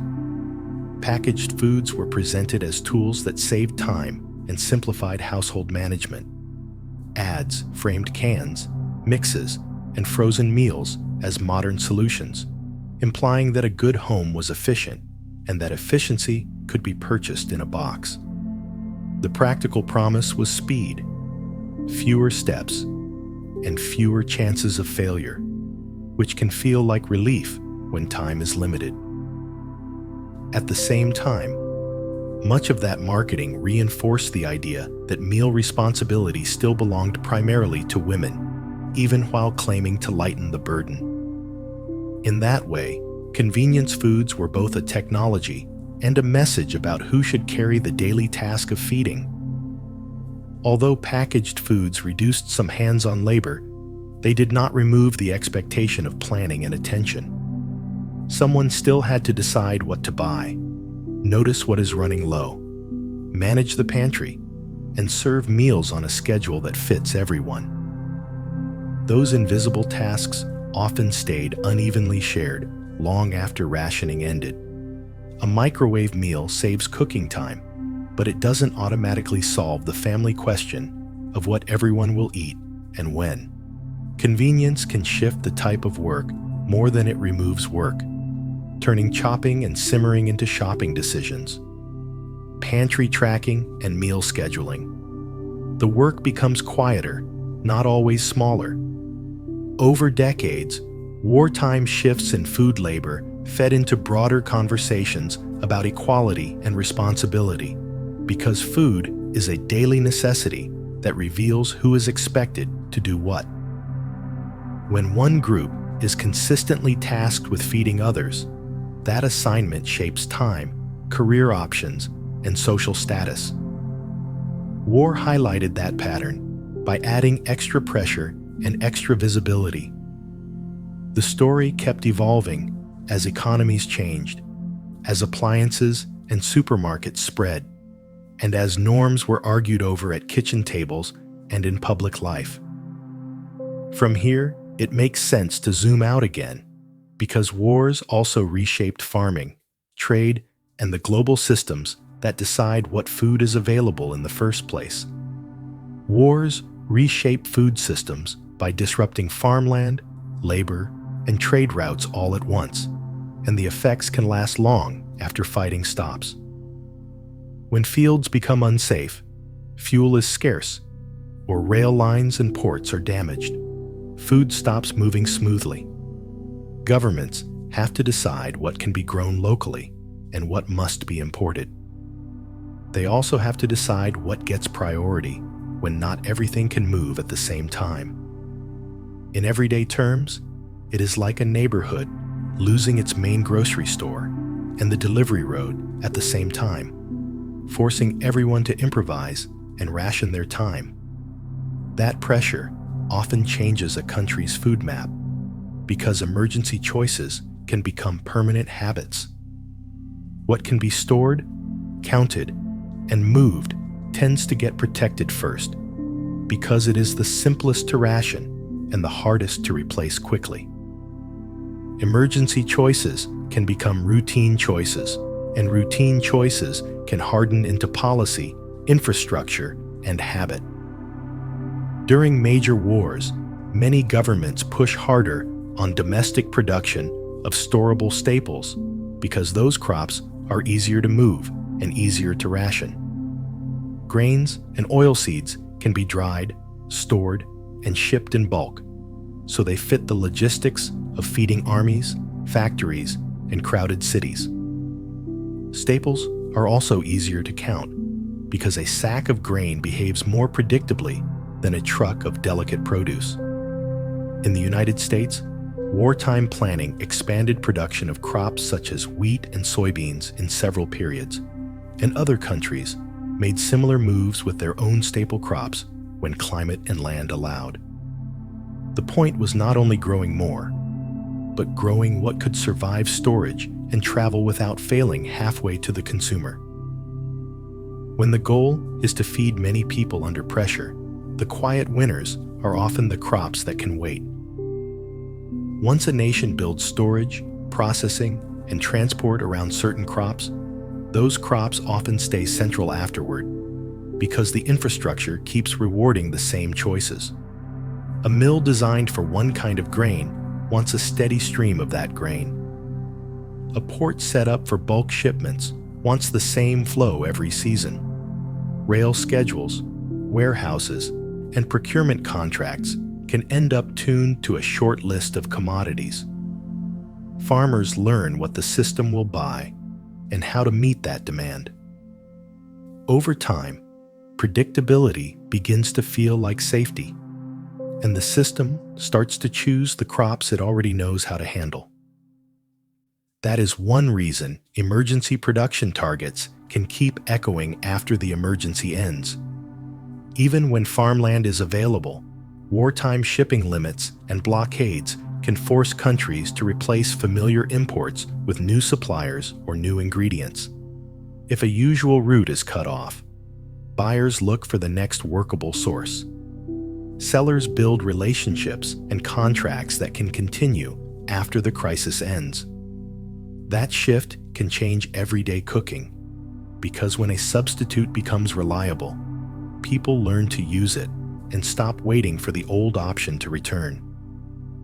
Trade realignment is often quiet, but it can be long-lasting because food networks are built on trust, habit, and established routes, not only on price. Once new routes are tested under stress, they can become the new default. In kitchens, that can show up as new oils, new grains, new sweeteners, or new preserved foods that slowly feel less like substitutes and more like normal. Some wartime industrial capacity also flowed into agriculture afterward, especially in chemicals and large-scale manufacturing. Fertilizer and pesticide technologies expanded rapidly in the mid-20th century, and parts of that growth were connected to broader wartime and post-war industrial development.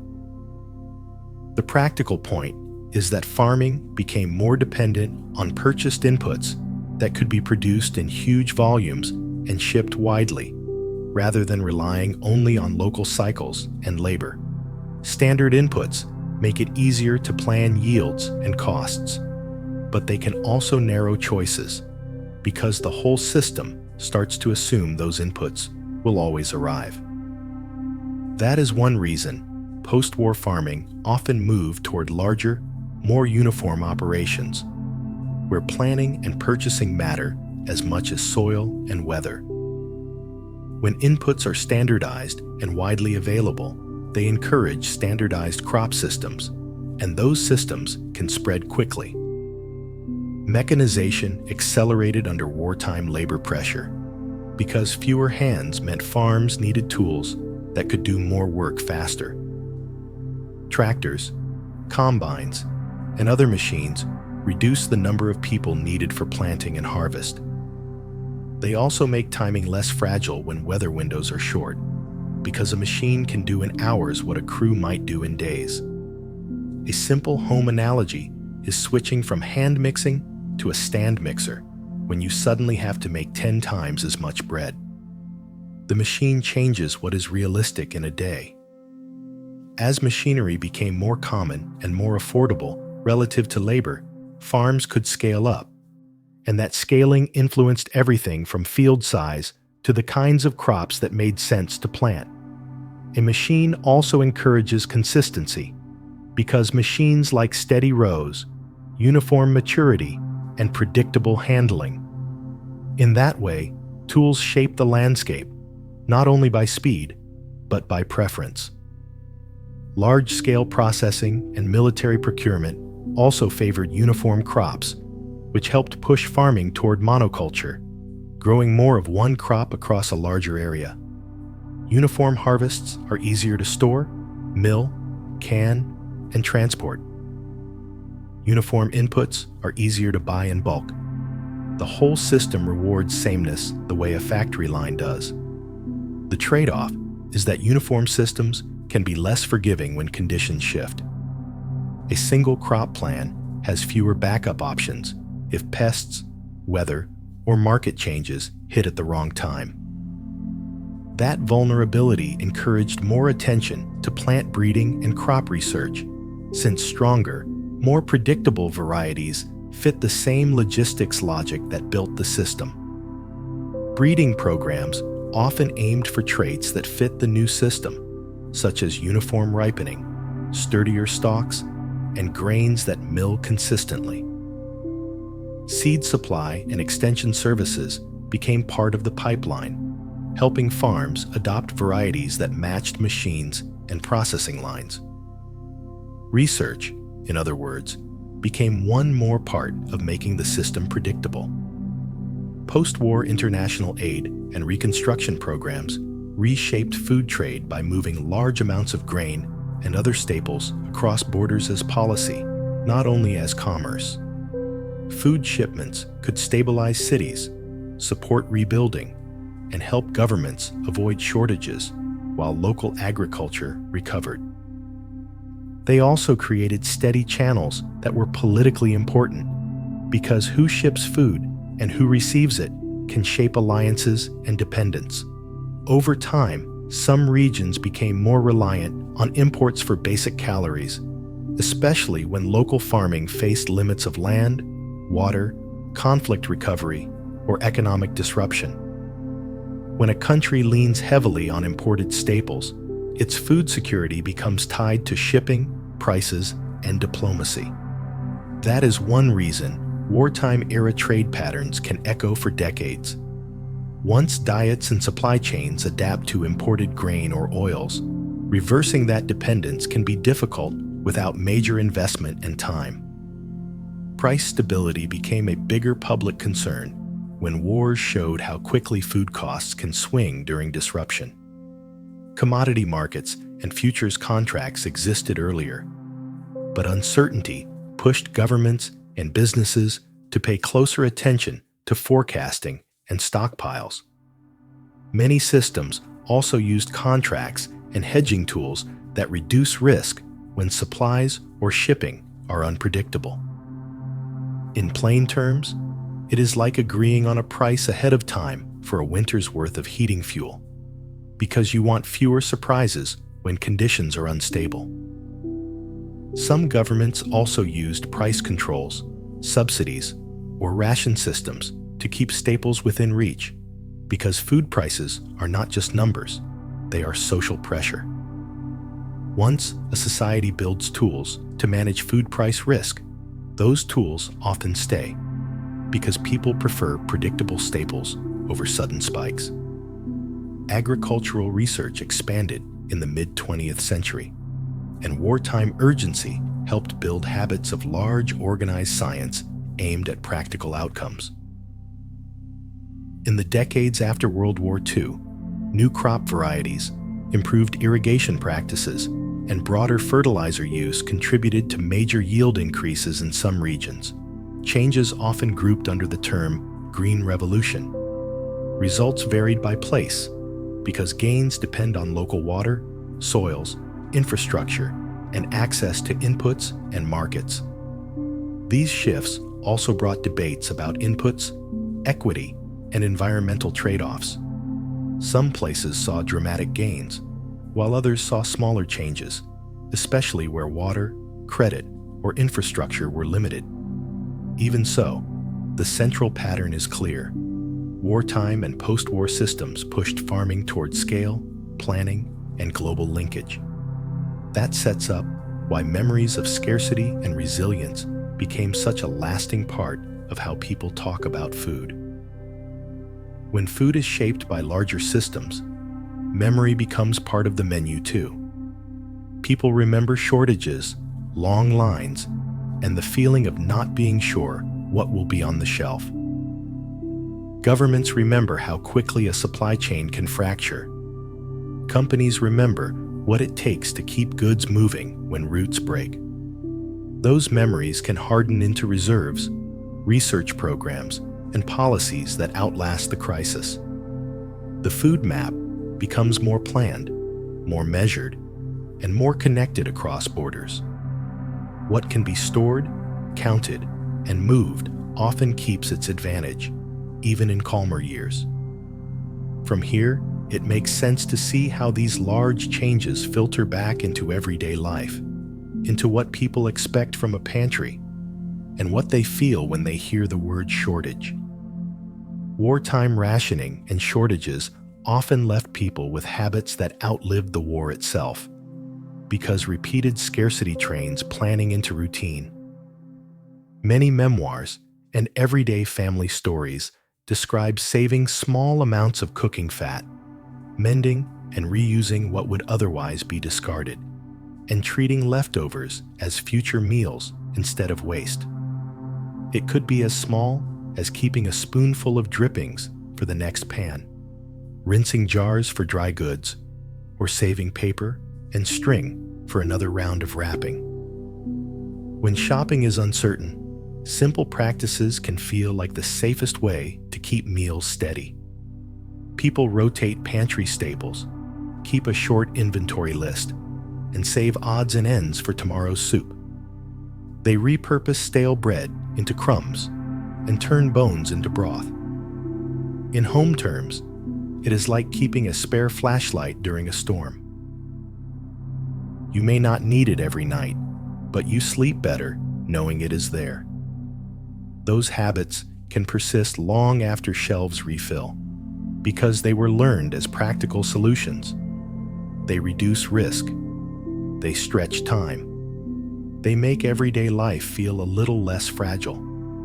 Some wartime dishes lasted not because they were perfect substitutes, but because they were workable with limited supplies and easy to share. Eggless cakes and syrup-sweetened desserts became common during rationing years. Many of them stayed in family notebooks because they used inexpensive pantry ingredients and served a crowd without much measuring. Frugal favorites like carrot cake fit the same logic, using a sturdy batter and a vegetable that stores well and grates easily. Recipes such as vinegar pie and cracker-based mock apple filling show how cooks leaned on acids, starches, and spices when butter, eggs, and fresh fruit were scarce. Savory mock dishes also appeared in family tables, where cheaper ingredients were shaped and seasoned to echo a richer meal. Sweetness might come from honey, corn syrup, or mashed dried fruits when sugar was tight. Fats might come from margarine, lard, or saved drippings when butter was limited. Over time, what began as substitution often became tradition. Once a cook learns which swaps work best, the recipe stops feeling like a compromise and starts feeling like a familiar part of the family calendar. Food memories appear so often in war stories because meals are one of the few daily constants in an unstable schedule. Letters from soldiers commonly mention parcels from home, a warm drink, or the sameness of issued meals. Those details are easy to describe and easy to recognize across different units, even when places and dates blur together. On the civilian side, people often recall saving sugar for baking, stretching a roast across several dinners, and swapping recipes for meatless suppers. They remember the timing of the ration line. They remember the quiet calculations at the counter. They remember who knew which store had a delivery that week. Shortages show up at the same hour every day, so the search for food becomes part of the rhythm.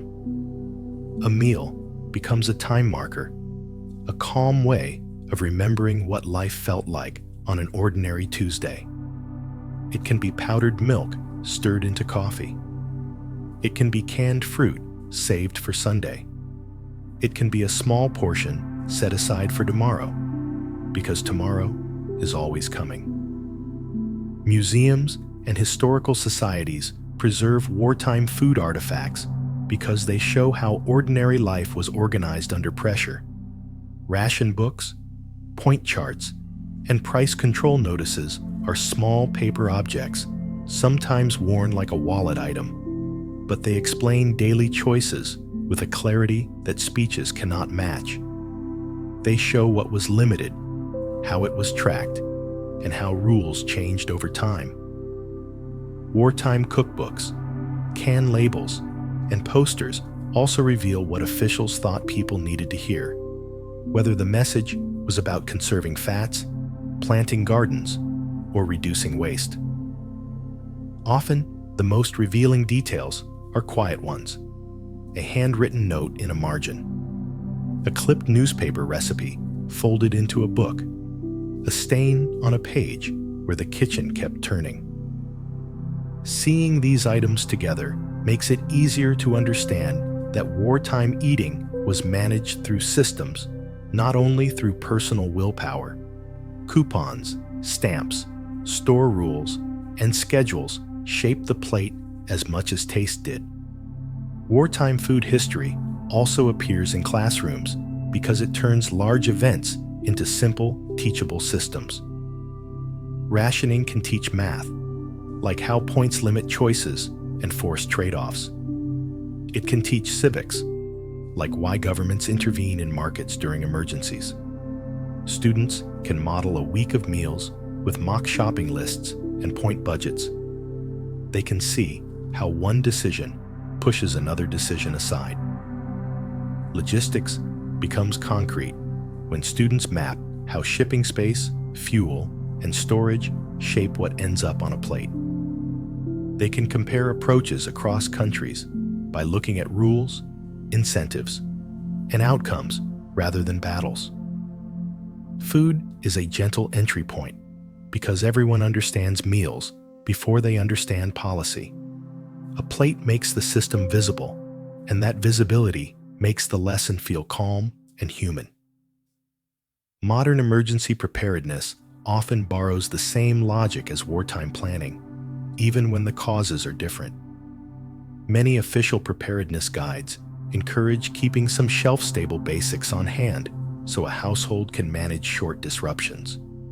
This echoes the older idea of the pantry as a buffer rather than a museum of untouched cans. The point is not to live in crisis mode. It is to make ordinary life less fragile when storms, outages, or supply hiccups happen. A few simple staples, rotated and used in normal cooking, can take the edge off a difficult week. For anything safety-related, the calm rule is to follow current official guidance because recommendations can change and storage rules matter. Wartime examples stay memorable because they show how a few small choices made early can make the next few days feel steadier, especially when stores are busy and neighbors are coping at the same time. Veterans and military families sometimes keep food traditions that began in uniform, partly because shared meals build identity in tight groups. Reunion stories often mention the first hot breakfast after a difficult stretch, a familiar instant drink, or the comfort of a simple stew served the same way every time. Repetition is what makes a taste feel reliable when everything else changes. Some ration-associated foods, like canned meats, crackers, and compact snack items reappear at gatherings as humor or nostalgia, and sometimes as a quiet tribute to people who shared the same routines across long separations. In that sense, a meal can function like a small badge. It is a shared reference that says you were there too, without needing a long explanation. Conflicts and disruptions in more recent decades continue to shape food systems, though the patterns can look different from the ration book era. Sanctions, disrupted shipping, and damaged infrastructure can change what farmers can sell, what factories can produce, and what consumers can afford. Price spikes can ripple through staples like bread, cooking oil, and fuel. Households may lean toward cheaper foods, while fresh variety becomes harder to reach.